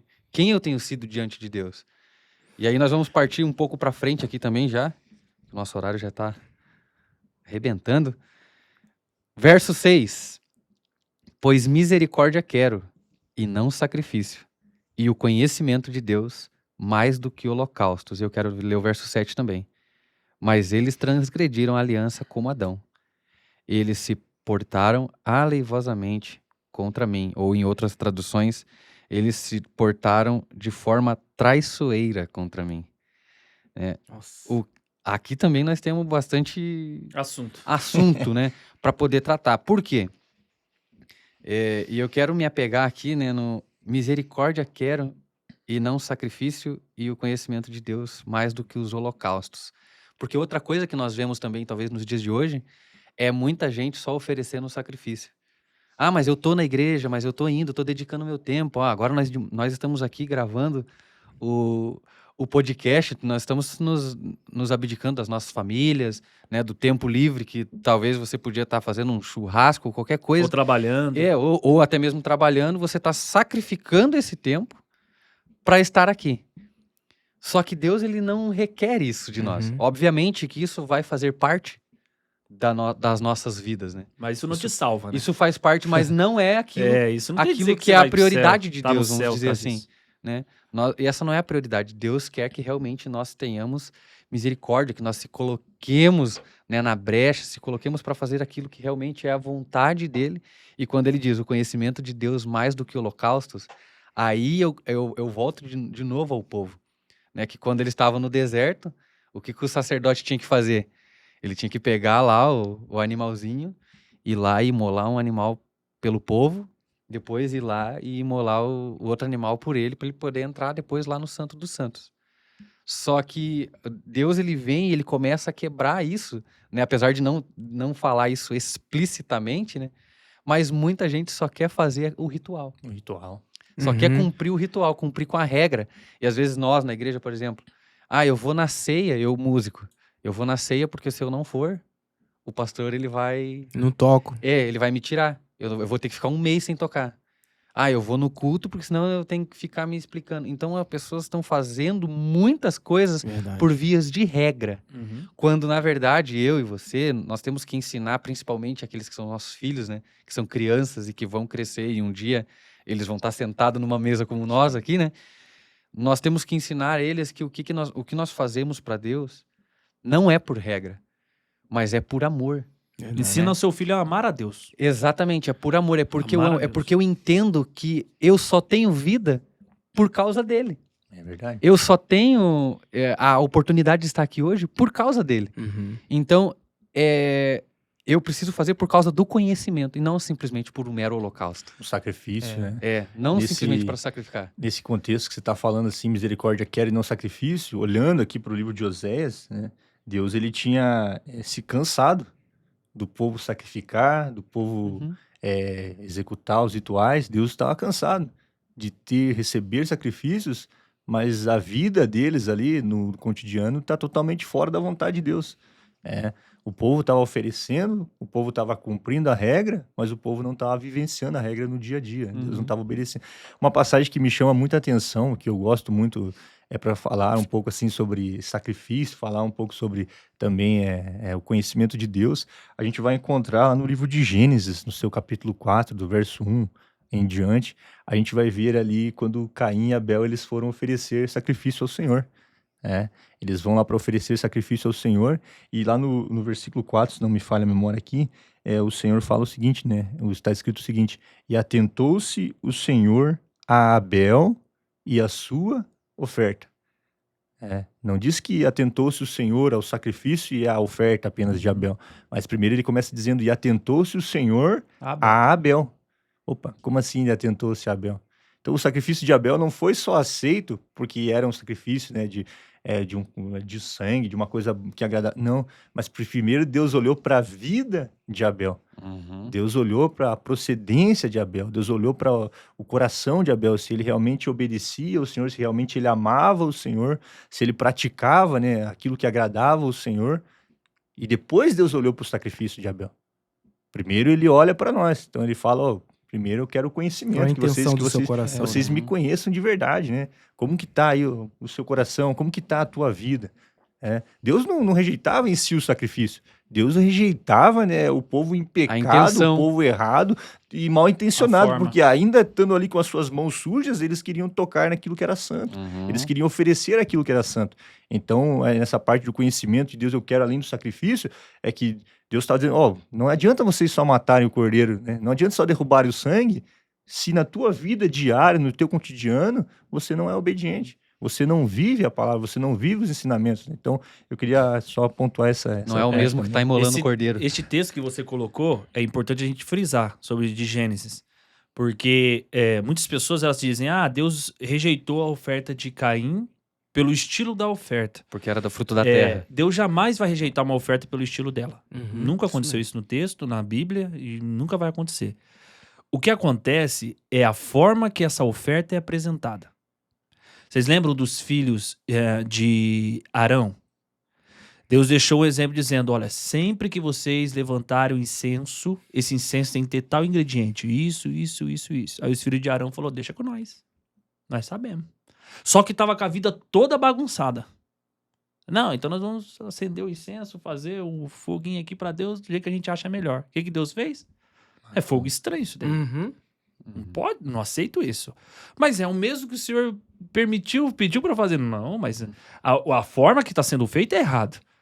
Não estou rejeitando o sacrifício, mas a forma que está sendo feito. Isso mesmo. Então, assim, quando Caim morre, quando Caim não é aceito e aí se rebela e mata Abel, é isso que Deus estava enxergando. Caim já tinha essa inveja contra Abel antes de ofertar. Isso mesmo. Porque Deus diz, o teu coração, já tem algo no teu coração. Cuidado, já está na sua porta, Caim, o que você vai fazer. Então, muitas pessoas oferecem algo para Deus com um coração totalmente contrário, como diz nossos filhos, peludo, totalmente contrário o que é a oferta. E aí Deus está dizendo, como que eu vou aceitar a sua oferta, te abençoar, se a tua intenção já está errada? A pessoa diz, vou dar uma oferta hoje para a igreja, mas amanhã eu quero um carro. Isso mesmo. Não dá para barganhar com Deus. Né? Eu vou dar isso daqui, mas amanhã o pastor tem que orar por mim. Tá em débito comigo. Quem diz pra você e pra nós que o pastor ou Deus fica em débito quando a gente faz uma oferta pra Deus?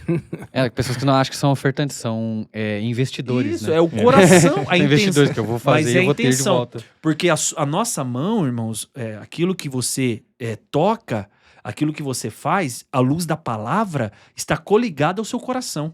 A mão é o principal gesto nosso que está coligado ao nosso coração. Ela faz o propósito do meu coração, né? Eu gosto disso daqui, então eu pego. Eu gosto do Rafinha, então eu vou tocar nele. Então, a nossa mão, ela tem um indício de apresentar o que está o nosso coração, né? Como a boca, como a Bíblia diz, que a boca fala, a mão gesticula. Então, quando Abel apresenta, Deus está vendo na mão o que está no coração. A questão é que o irmão está falando. Desculpa interromper o irmão. Não. Por que não? Eu anotei aqui um versículo também que acho que se encaixa muito bem essa questão de misericórdia quero e não sacrifício, né? Mais o conhecimento de Deus do que o sacrifício. Salmos 51:17, ele vai falar o seguinte: sacrifícios agradáveis a Deus são um espírito quebrantado, coração compungido e contrito, não desprezará, ó Deus. Então, aqui ele está voltando novamente para o coração, né? Sim. Voltando para a intenção, para olhar lá dentro, né? E foi isso que Deus fez com Abel e com Caim. Como o irmão Renato expôs aqui, Deus olhou a intenção. Porque em si Deus não rejeitava o sacrifício de Israel. Deus rejeitava a intenção deles.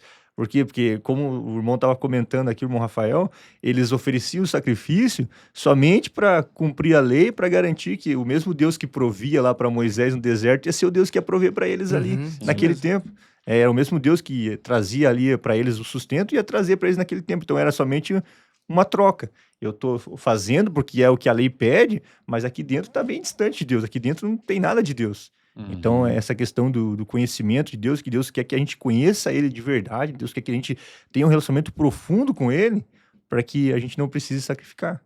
Exato. A Bíblia é sempre atrelada a isso, né? A intenção do coração, né? O próprio Jesus diz, olha, se você vem trazer a oferta até o altar e você tiver alguma coisa com o seu irmão, dentro do teu coração, não. Vai, resolve com ele, arruma o seu coração, ajeita ele, aí sim eu vou receber a oferta. Quem faz isso? Quem faz isso? Você já viu alguém fazendo culto isso? Então, será que todo mundo tá perfeito? Não, isso não. Então tem Todo muitas mundo tem pessoas um que fazem probleminha. isso. Tem muitas pessoas. Então Leva, tem mas- muita gente entregando coisas pra Deus que não está coligada ao teu coração. Uhum. Porque, eu tenho um problema com um irmão. Mas vamos dizer problema sério, não problema de convivência, né? Poxa, o irmão não me cumprimentou. Isso daí é ser Vai criança orar. espiritual. Vai orar, vai pedir, vai pedir misericórdia a Deus. Agora, eu tive um sério problema com alguém. Eu ofendi alguém. E eu sei que eu ofendi alguém. E aí eu vou ofertar mesmo assim. Estamos falando de dinheiro, né, gente? Mas vamos falar assim, vou ofertar minha adoração. Gente, é disso que Jesus está falando. Jesus não está falando só de você ir lá e dar dinheiro. Jesus está falando aquilo que você levar no altar. Você não leva só dinheiro no altar. Você leva a tua vida, você leva a tua família, você leva a tua alma, né? Você leva as suas dificuldades. Então, antes de levar essas coisas pro altar, peraí. Você ofendeu alguém? Resolva. Resolva, porque senão tem um bloqueio contigo. Tem um sério... Você não perdoa, você também não pode ser perdoado. É isso que ele diz, né? Então, muitas pessoas não fazem.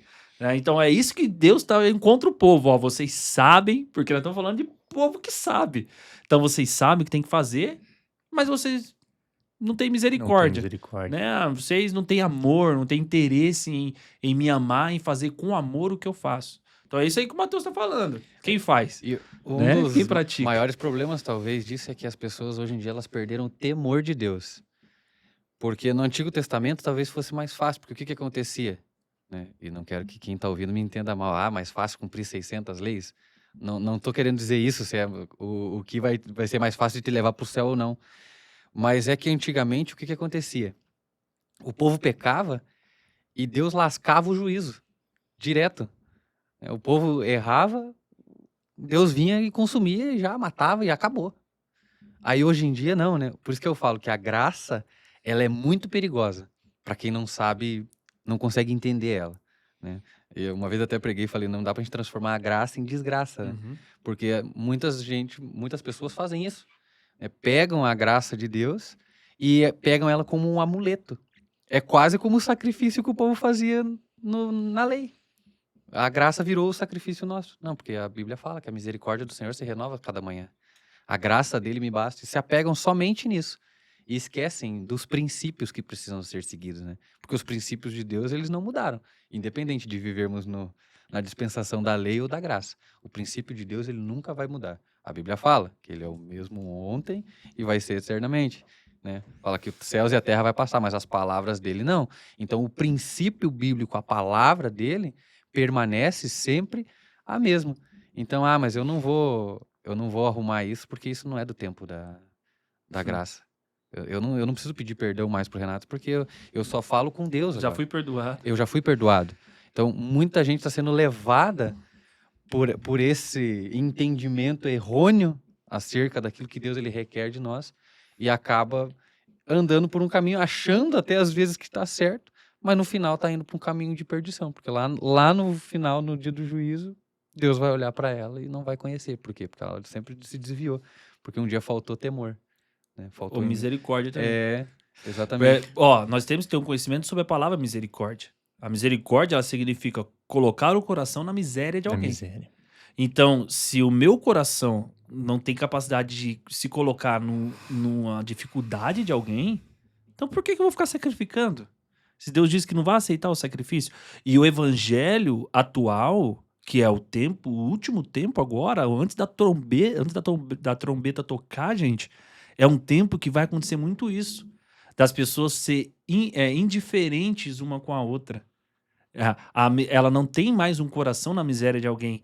Você está vendo a pessoa, seu irmão, né? Um irmão da igreja, tendo dificuldade. Coloca o teu coração na miséria dele. Sabe? Se interesse pela dificuldade dele. Diz, irmão, eu vou te discipular, irmão. Vou te ajudar a crescer espiritualmente. Você quer? Eu quero. Então vamos orar junto, vamos fazer leitura bíblica juntos, vamos cultuar junto, você senta comigo perto do culto, sabe? Vamos pro altar junto. É esse tipo de interesse, antes de sacrificar, que a gente precisa, né, introduzir na nossa vida. Porque a gente coloca o nosso coração na dificuldade de alguém. Porque nenhum de nós aqui, nós 4 aqui, e as pessoas que estão nos vendo, nenhum de nós chegamos até o evangelho sozinho. Nós somos bebê, e bebê não anda sozinho, bebê não come sozinho. Nós chegamos com o auxílio de alguém, de um pai espiritual, de uma mãe espiritual. Né? Então, alguém que colocou o coração na nossa miséria. E é alguém que já tinha experiência espiritual para te ajudar. E isso daí entra o discipulado. Jesus dizia de fazer discípulo. Isso daí. Como é que se faz discípulo se eu não tenho amor? O Né? texto, o apóstolo Tiago, ele fala o seguinte, né? Sede cumpridores da palavra, não apenas, né, ouvintes, enganando a vós mesmos, né? E falando no termo de misericórdia, igual o irmão acabou de tocar sobre o assunto do amor, quando Jesus perguntado qual era o maior dos mandamentos, o que que ele falou? Ele falou, amarás o Senhor teu Deus, né? Lá no livro De de todo o teu coração. Mateus 22, 37 e 38, ame o Senhor, seu Deus, de todo o teu coração, de toda a tua alma, de todo o teu entendimento. Este é o primeiro e maior mandamento. Então, você precisa amar a Deus de todo o teu coração, né? Você precisa conhecer Ele, ter um relacionamento pessoal, uma vida. Porque muito do que a gente está falando aqui se resume à forma prática de viver, né? Uhum. De viver. Que não é apenas viver uma vida aparente, mas uma vida verdadeira, né? Com um propósito, uma vida entregue totalmente ao Senhor. Então, esse mandamento resume em amar o Senhor, procurar conhecer o Senhor, obedecer o Senhor. Aí, o segundo mandamento, ele fala que o segundo maior mandamento é semelhante a esse. E aí é onde entra a parte da misericórdia. Amar o O próximo que ele como a ti fala? mesmo. Ama o teu próximo como a ti mesmo. Esse é o segundo maior mandamento, né? E o que é amar o próximo como a nós mesmos? É nós se compadecer. É nós se compadecer do próximo. É nós conseguir olhar, né, para o próximo com um olhar de compaixão, que era, irmãos, a mensagem central também do que Deus fazia com Israel no tempo de Osés. Com Osés. Que te farei, Efraim, que te farei ajudar. Ele estava olhando, por mais que vocês tenham errado, lá no final ainda ele vai falar, né? Vocês ainda vão voltar a ser chamados de meu povo. Amém, né? Vocês ainda Sim. vão ser restaurados. Então Deus, por mais que ele traga correção pela rebeldia, muitas vezes que nós cometemos contra ele, pela desobediência que nós temos para com ele, ainda por outro lado ele tem a misericórdia, ele tem o amor, ele tem a compaixão de olhar, opa, pode estar desgarrado agora, pode estar perdido agora, mas vai chegar um momento que se aceitar a correção, se arrepender do coração, vai voltar a ser meu povo. Porque é isso que Deus quer. Deus quer que nós sejamos o povo dele. Deus queria isso para Israel, Deus quer para a igreja hoje, né? Deus tem a igreja como seu povo e muitas vezes nós só temos ouvido a palavra e não somos praticantes dela. Exato. Então a gente precisa ouvir e praticar ela no dia a dia. Né? É isso que o texto de Osés, capítulo 6, ele retrata, né? Vinde, tornemo-nos. Você está numa condição deplorável, você está numa condição de pecado, vocês estão sendo consumidos, vocês estão sendo destruídos, mas olha, se torne a mim, eu vou quebrantar vocês, vou quebrar vocês. Para poder construir algo novo, precisa ser quebrado o antigo. Eu vou quebrar Vai fazer o vocês, eu vou moldar vocês, mas eu também vou sarar. Ele Isso. fala no texto, mas eu também Fez vou a sarar ferida e vocês. aligará, né? A única coisa que é o tema central desse capítulo específico e de todo o livro de Oséias é um arrependimento genuíno. Uhum. Que arrependimento genuíno é esse? Eu arrependo hoje e amanhã eu não torno a fazer mais.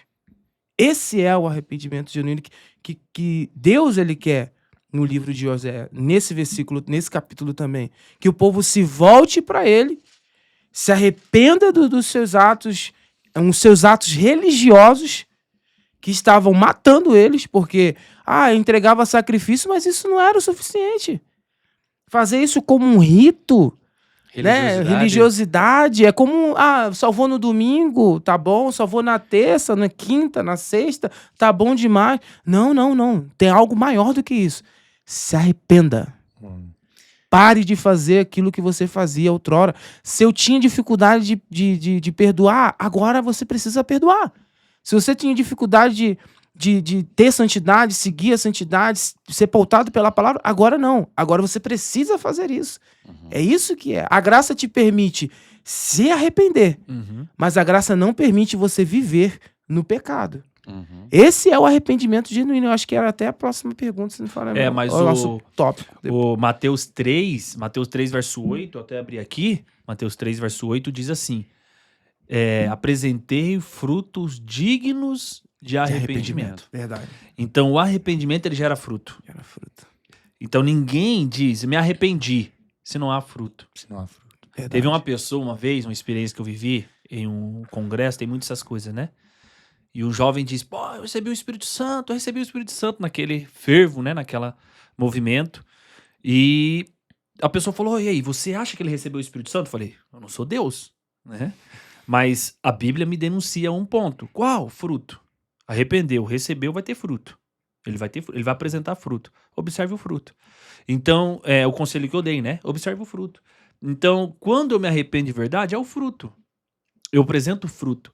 Se eu não me arrepender, eu não vou apresentar fruto. Então, vai ser remorso. Lembram de Pedro e Judas? Pedro apresentou arrependimento. Teve fruto. Qual foi o fruto? Virou o pai da igreja. Primeiro pastor da igreja que teve, né? Depois de Jesus. Primeiro líder da igreja. Tá? Então, você ter o arrependimento te constrói, te levanta, te Isso ergue, mesmo. traz fruto. Verdade. Agora, quando há só remorso, olha o que aconteceu com Judas. E o potencial que Judas tinha, gente. Então, o arrependimento, ele é gerado pelo fruto. Pelo fruto. Se a pessoa, eu me arrependi. E aí? Cadê o fruto? Como é que tá seu Deixa eu olhar pra falar? tua vida pra ver. Como é que Deu tá seu fruto. andar? Como é que tá o seu agir? Você mudou com sua mãe? Você era rebelde? Você mudou com os seus pais? Você mudou com seus amigos? Você trocou de amizade? Como é que tá? O arrependimento é matar Isso. você, né? Tem gente Mortificar a sua carne. Tem gente que diz, não, eu me converti, me arrependi. Mas ela leva a vida igualzinho que ela levava antes do arrependimento. É que aquela questão, né? As pessoas pensam, arrepender é só ir lá pra frente, chorar um pouco, Chorar, né? não. Chorar, eu senti um remorso, uma tristeza segundo aquilo e tudo E bem, acabou. me arrependi. Tem duas teorias que eu levo pra isso. O Egito e a Babilônia. Duas teorias. O Egito é a sua conversão. Deus te tira do Egito, não é isso que a Bíblia conta? Que Deus arrancou o povo do Egito. A Babilônia não. Uhum. Na Babilônia, Deus permite você ir, estar nela. Só que em momento algum, Deus quer que você permita que a Babilônia esteja em você. Você está nela, mas ela não pode estar em você. Porque essas duas coisas acontecem na nossa vida cristã. Você é arrancado do Egito por Deus, Deus te arranca do mundo. Mas quando você se converte, o mundo vai continuar lá. Uhum. E ele se torna para você a Babilônia. Que você vai ter que andar nela, você vai ter que conviver nela, vai ter pessoas que você vai ter que liderar nela, como Daniel. E aí? Você tem fruto, como Daniel, de dizer, não vou comer. Aí alguém provavelmente disse, a Bíblia não conta, mas alguém provavelmente perguntou para Daniel, não, mas pelo menos se assente lá, senão vai ser desonroso ao rei. Ele disse, não, nem na mesa me assentarei. Por quê? Porque se eu não vou comer, também não tenho por que participar da mesa. Tem aqueles que dizem, não, mas eu não bebo. Eu Tem só tô lá problema. com eles. Não tem problema, né? Isso mesmo. Não, mas a pessoa disse pro pastor, não, pastor, eu me arrependi, mas eu só tô indo lá pra não perder meus amigos. Ué, mas você saiu do Egito, mas aceitou a Babilônia? Tem uma... E o fruto do arrependimento, ele não é só pra dentro da igreja. Esse é o erro de hoje, né? Exatamente. Elas estão achando que o arrependimento é pra dentro da igreja. Não, e lá fora? Pro mundo todo. Quando você estiver no seu trabalho, será que a Babilônia primeira lá. pessoa do setor que eles vão pedir oração pra orar por alguém vai ser você? E na sua casa, será que a pessoa que pra liderar espiritualmente vai ser você? O fruto do arrependimento não é só pra dentro da igreja, mas é lá pra fora também. A Babilônia, Daniel tava lá e pediu um conselho a Daniel. O rei pediu conselho. Quem levou Daniel preso acabou sendo aconselhado pelo preso. Lá no, Onde se viu isso? Nós estávamos fazendo Entendeu? esse Então, estudo é sobre Deus. o arrependimento, né? É uma palavrinha grega, né? Chamada metanoia. Metanoia. Metanoia, o que é? É mudança Mudança. de mente, né? É uma mudança do interior para o exterior. Não é você começar mudando o exterior para depois mudar o interior. É você começar mudando o que está lá dentro, né? E o que está lá dentro é o fruto que vai resplandecer do lado de fora. No dia a dia, na prática, né? É essa mudança que Deus quer de nós, de todos nós, né? A gente fala do povo, mas é de todos nós. Todos Deus nós. quer uma mudança que saia de dentro para fora. Porque é muito fácil a gente mudar o lado de fora. Nossa, É muito fácil mudar o lado de fora. um banho resolve. Às vezes às vezes um pode ter um pouquinho mais de dificuldade, outro não. Eu não quero mais essa caneca aqui, eu quero ela lá. Pronto, mudei. Mas o que Deus está querendo de nós realmente é uma mudança que sai do nosso interior. Que nós viemos despojar o velho homem que está morando aqui dentro. Que nós tira ele para fora. Efésios 4, 22 ao 24 vai dizer, né? Vos despojeis do velho homem que se corrompe pelas concupiscências do engano e vos renoveis no espírito do vosso entendimento e vos revistais do novo homem. Então, o que ele quer? Que nós arranque o velho homem. E o velho homem, às vezes, ele não está do lado de fora. Às vezes, ele está lá dentro. Às vezes, ele está escondidinho lá e ele precisa que você pega ele lá e tira. Dá uma mudança de chave. Vinde e tornemos ao Senhor, né? uma mudança total, uma mudança lá que comece dentro de nós. E nos nossos dias é esse arrependimento que nós precisamos viver. Foi esse arrependimento que João Batista pregou no deserto, capítulo 3 do Evangelho de Lucas, né? Quando o povo estava lá, o povo tinha os rituais religiosos naquela época. Eles tinha sacerdote, tinha levita, tinha o templo, tinha a sinagoga, tinha onde eles se reuniam para ouvir a palavra. Mas qual que era a mensagem que João Batista pregou? Fazia 400 anos que o povo não ouvia a voz de Deus, né? 400 anos que não se levantava um profeta, só tinha os rituais. Aí quando Deus levanta João Batista no deserto, o que ele prega? Arrependa. Arrependei-os. Opa, mas já tinha um chegado o sacerdote lá na sinagoga, já tinha um sacerdote no templo, já tinha um levita, já tinha alguém ensinando. Mas não ouvia Mas Deus. era só Não algo tinha prático. relacionamento com Deus. Era só uma vida prática, uma vida diária. Mas Superficial. aí, superficial, aparente. Aí ele chega e fala o quê? Ei, metanoia. Muda o interior. Limpa o interior, porque o exterior do copo tá limpo, né? Mas limpa o que tá lá dentro. Aí Jesus vem, quando ele começa o evangelho, ali o seu ministério, o que ele prega? Arrependei-vos porque é chegado. O reino. Mas tinha templo naquela época, tinha sacerdote naquela época, mas o que eles precisavam?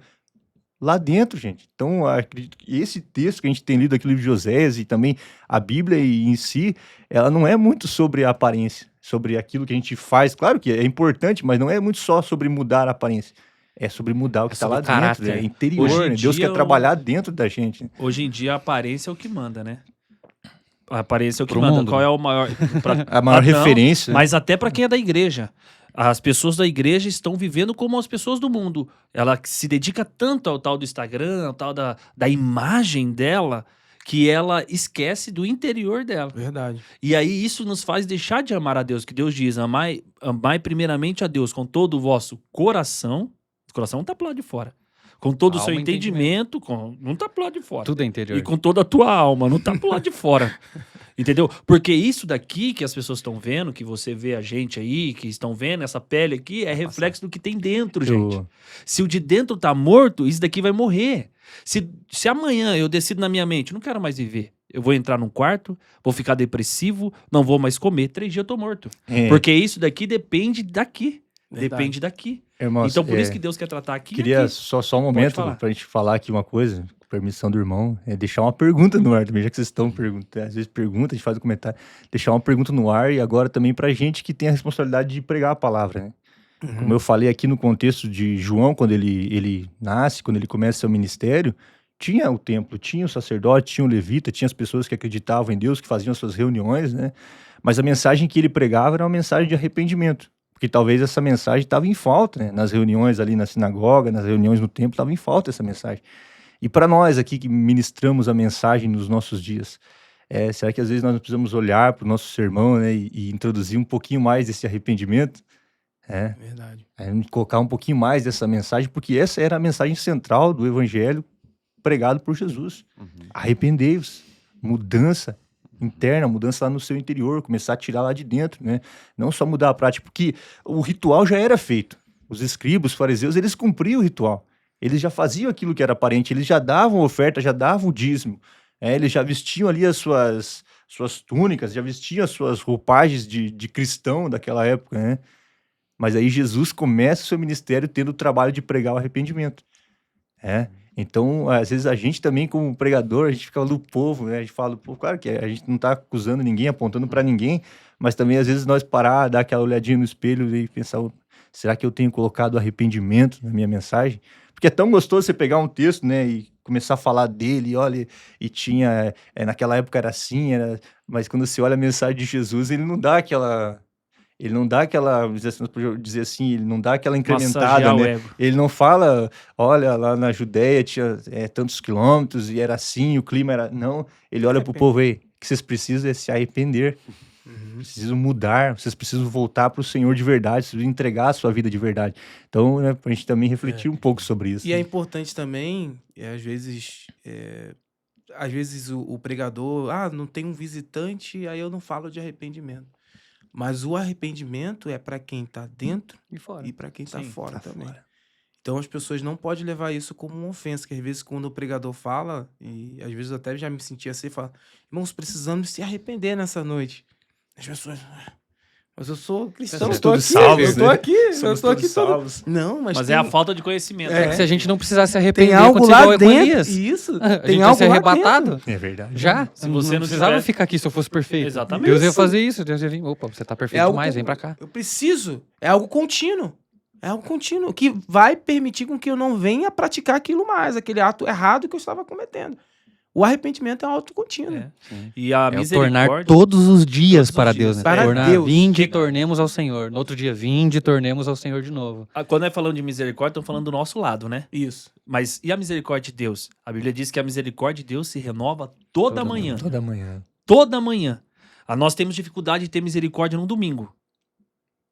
Né? Deus todo dia. Deus tem misericórdia todo dia. Todo dia a Bíblia diz, e a misericórdia de Deus se renova todo dia. Por quê? Porque misericórdia significa colocar o coração na miséria de alguém.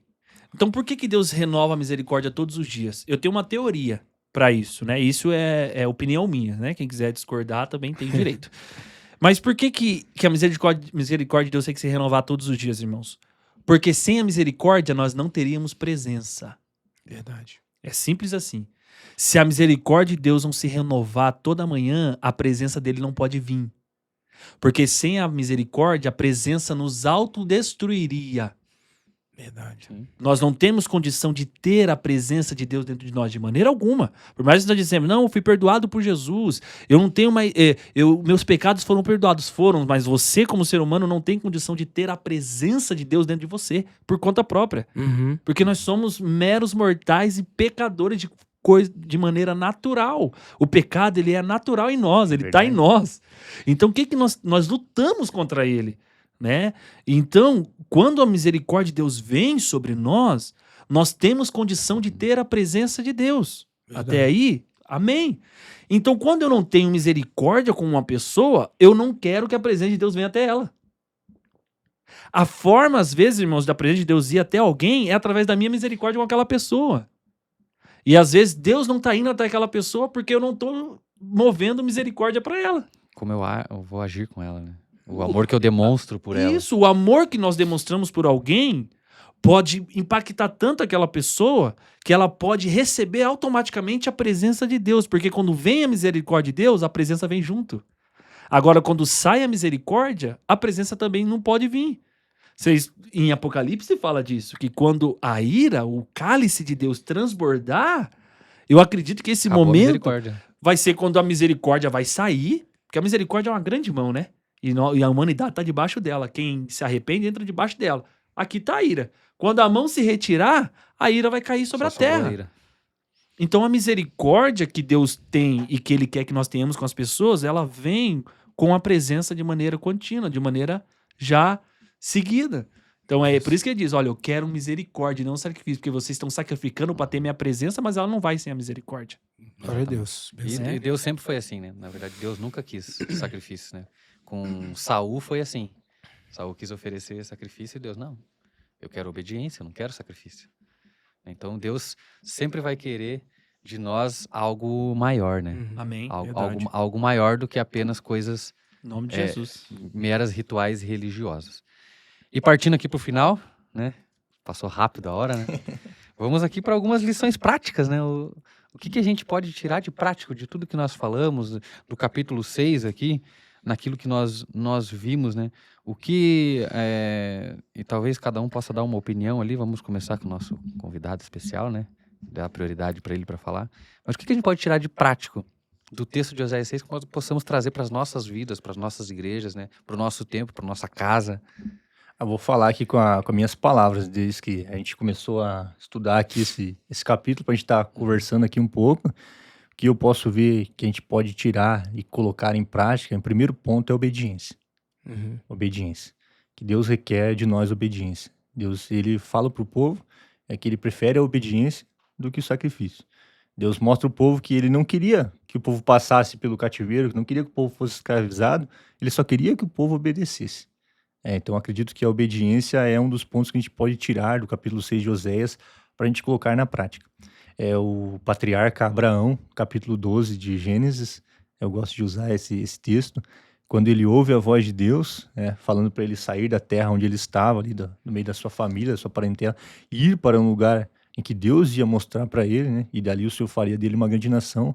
Em momento nenhum ele questionou. Em momento nenhum ele pegou e colocou em empecilhos, mas ele simplesmente obedeceu. E a obediência de Abraão gerou bênçãos sobre a sua descendência. Então, quando Deus fala através do profeta Oséias, eu acredito que um dos pontos que a gente pode retirar dali e colocar em prática nos nossos dias é a obediência. Nós precisamos ser obedientes ao Senhor. Precisamos ouvir a voz de Deus, colocar em prática aquilo que o Senhor tem nos instruído através dos homens de Deus, através da palavra mesmo, daquilo que a gente tem recebido. E isso é um ponto que faz toda a diferença na vida do homem. Fez a diferença na vida de Abraão, fez a diferença na vida dos profetas, a obediência, né? E a obediência, ela tem os seus dois lados, né? Você obedece, Deus é fiel para cumprir aquilo que ele fala, Deus ele honra aquilo que ele fala, e é também assim também como você desobedece, quando a gente olha para o texto aqui no livro de Oséias, também vem a consequência pela desobediência. A desobediência, ela também tem as suas consequências. E às vezes elas são duras, às vezes são tristes, mas também tem esses dois lados da moeda. Um outro ponto assim, que eu acho que também foca muito, que a gente pode tirar do capítulo 6 e colocar em prática, a gente tem falado muito aqui, é o arrependimento. O arrependimento, ele é algo que a gente tem que colocar em prática todos os dias, como nós fomos falado, eu não vou repetir muito também para não ficar monótono, mas é uma lição que a gente tem que colocar em prática no nosso dia a dia, na nossa vida cotidiana. Arrepender-se, às vezes é uma ação tua com o teu filho, ter coragem de se arrepender, com a tua esposa, ter coragem com o teu colega de trabalho, às vezes uma atitude tua, você ter lá coragem de se arrepender, às vezes uma falha tua no dia a dia ali perante Deus, ter coragem de se arrepender, né? Não chegar a um ponto de dizer, não, eu sou santo, eu sou salvo, eu não necessito de arrependimento. Não, mas o arrependimento é algo que nós temos que carregar todos os dias conosco, né? Uma vida prática de arrependimento. E para finalizar aqui nesse falando sobre as lições práticas, é também entender que, independente ali da circunstância, Deus ele nos ama. Uhum. Deus ele nos ama de uma forma, às vezes, que chega a ser um pouco inexplicável. Porque por mais que a gente, às vezes, esteja caminhando distante de Deus, longe de Deus, e isso até mesmo para você que eventualmente pode estar afastado de Deus, né? não nos caminhos do Senhor, mas está ouvindo essa palavra, está assistindo esse vídeo, dizer que Deus te ama. E o amor de Deus ainda é vivo nesses dias. E o livro de Oséias mostra isso. Mostra o amor de Deus, o povo se corrompeu, o povo se distanciou, mas Deus ainda teve compaixão, Deus ainda teve misericórdia. Então, eu levantaria esses 3 pontos que a gente precisa colocar em prática, né? A obediência, o arrependimento e o amor. O amor de Deus para conosco e o amor que nós colocamos em prática também para com o próximo, né? Amém. Glória a Deus. Dentro desse ponto é muito interessante, né? Obediência, arrependimento e o amor. Mas a obediência, você precisa ter algo para lhe obedecer, né? E obedecer o quê? A palavra de Deus. Palavra de Deus. Não abra mão disso. O mundo tem feito com que igrejas, líderes religiosos abandonem os princípios da palavra. Mas nós, nesse tempo atual, nós não podemos abrir mão disso. Não podemos abrir mão de ser guiados e pautados pelo poder da palavra. Homens, mulheres de Deus, jovens, dentro do contexto bíblico, só foram bem-sucedidos pela obediência à palavra de Deus. Oséias, ele poderia ter feito assim, joga para outro. Coloque outro, mas não. Oséias foi obediente à palavra de Deus. Mesmo que doeu, porque doeu. Ele pegar alguém, uma prostituta, ter um relacionamento com aquela mulher. E aquele relacionamento ia representar o relacionamento de Deus, de Israel para com Deus. Os seus filhos iam ter uma representação de cada momento, de cada período que ele estava passando com o povo, que Deus estava passando com o povo de Israel. Mas mesmo assim ele foi obediente à palavra de Deus. Não, você que está nos ouvindo, não abra mão disso. Não é fácil, é doloroso. Mas é melhor obedecer do que se sacrificar. Amém? Amém. Obrigado, Renato. Uma lição que eu concluo desse dia de bate-papo, desse texto, desse tema maravilhoso que a gente teve, com relação ao profeta. Deus sempre vai nos usar conforme o nosso ambiente, ou o que nós estamos vivendo. a sua maior mensagem, profeta, será o contexto da sua própria vida. Será o que você está vivendo. Oséias profetizou aquilo que estava vivendo dentro de casa, com a esposa e com os filhos. Aquilo que acontecia com ele profetizou. Então nós temos que ter isso na nossa vida, no nosso coração. Qualquer evento que vier, qualquer dificuldade que vier, qualquer luta que vier, é o contexto que Deus quer para te usar. Amém. Eu interligo com outro profeta que eu gosto muito, que é Jonas. Jonas orou dentro da barriga do peixe. Não é isso? A Bíblia diz que Jonas orou dentro da barriga do grande peixe. E Deus então moveu o peixe. É isso que a gente aprendeu? Deus moveu o peixe até o lugar onde Jonas precisava ir. Então o contexto que Jonas caiu fez com que Deus movesse para levar ele onde Deus queria que ele fosse. Então muitas vezes a gente está num aperto da vida, numa dificuldade, numa circunstância que a gente não entende. O que nós temos que fazer? Ouvir a voz de Deus. Jonas diz, eu erguerei uma voz e voz de clamor ao Glória a Senhor, Deus. e ele me ouvirá. Amém. Então, o contexto da nossa vida de Oséias era muito difícil, tanto particular, pessoal, quanto da igreja, do povo. Mas ele foi a voz de Deus. Então, nós temos que usar aquilo que vivemos, aquilo que somos, aquilo que Deus colocou na nossa vida para ser usado por Deus. A mensagem que eu deixo para você que nos assiste, irmão, irmã, você que gosta de aprender, de ler a palavra e tem estado conosco aqui a cada episódio, de maneira alguma, deixe de ser a voz de Deus para alguém. Você é a voz de Deus na sua casa, você é a voz de Deus no seu trabalho, você é a voz de Deus na sua igreja, você é a voz de Deus no seu bairro. Então use o contexto da sua vida para o seu ministério, para ser um instrumento nas mãos de Deus. Como nós precisamos de profeta hoje. Como nós precisamos de homens e mulheres que usem a sua dificuldade para falar da palavra de Deus, para falar do Senhor. Porque é muito fácil chegar aqui e falar, eu estou bem, estou com saúde e vim gravar o episódio. Tô sarado, estou bem, não tenho dificuldade. Mas é difícil vir aqui quando está com a saúde afetada. Sim. É difícil ir para o altar quando está sem dinheiro. E é nesse difícil que Deus quer nos usar, né? É nessa dificuldade que Deus quer falar, você é minha voz. Abra a boca. Amém? Que Deus te abençoe em nome de Jesus. Glórias a Deus. Então, né, para finalizar, eu deixo o texto de Pedro, né? Crescei na graça e no conhecimento do nosso Senhor Jesus Cristo, que é a única coisa que vai nos levar realmente para onde o Senhor quer que vamos, ao centro da vontade dele. Amém? Eu quero agradecer aqui, então, né, a presença do irmão Ari Júnior, que saiu do conforto do seu lar e está aqui conosco hoje, né? Foi de grande bênção para nós. Irmão Matheus Roque, o obreiro Renato Andrade, né? Agradecer a vocês todos, né? Que o Senhor continue usando vocês mesmo, né? De uma forma poderosa, né? Para transmitir essa mensagem de arrependimento, né? E de conhecermos realmente ao nosso Senhor. E para você que está nos assistindo, né? Nós estamos chegando ao final, então aproveite, né? Curte esse episódio, compartilha ele com os seus amigos, né? Compartilha, né? Se inscreve aí no nosso canal da TrueCast, procura a gente lá no Instagram, né? Vamos fazer essas mensagens, elas serem transmitidas nos 4 cantos desta terra. E também queremos deixar aí uma participação especial pro pessoal. Você que quer um assunto que a gente quer falar, coloca lá no comentário, né? Eu gostaria que vocês falassem desse assunto bíblico, se aprofundassem nesse versículo, esse texto. A gente gostaria muito de ouvir. Coloca lá no comentário que a gente vai dar uma extrema atenção a você e prometemos aí que logo, logo vamos trazer aqui pro episódio, com certeza, né, Matheus? Comente lá, compartilhe, né?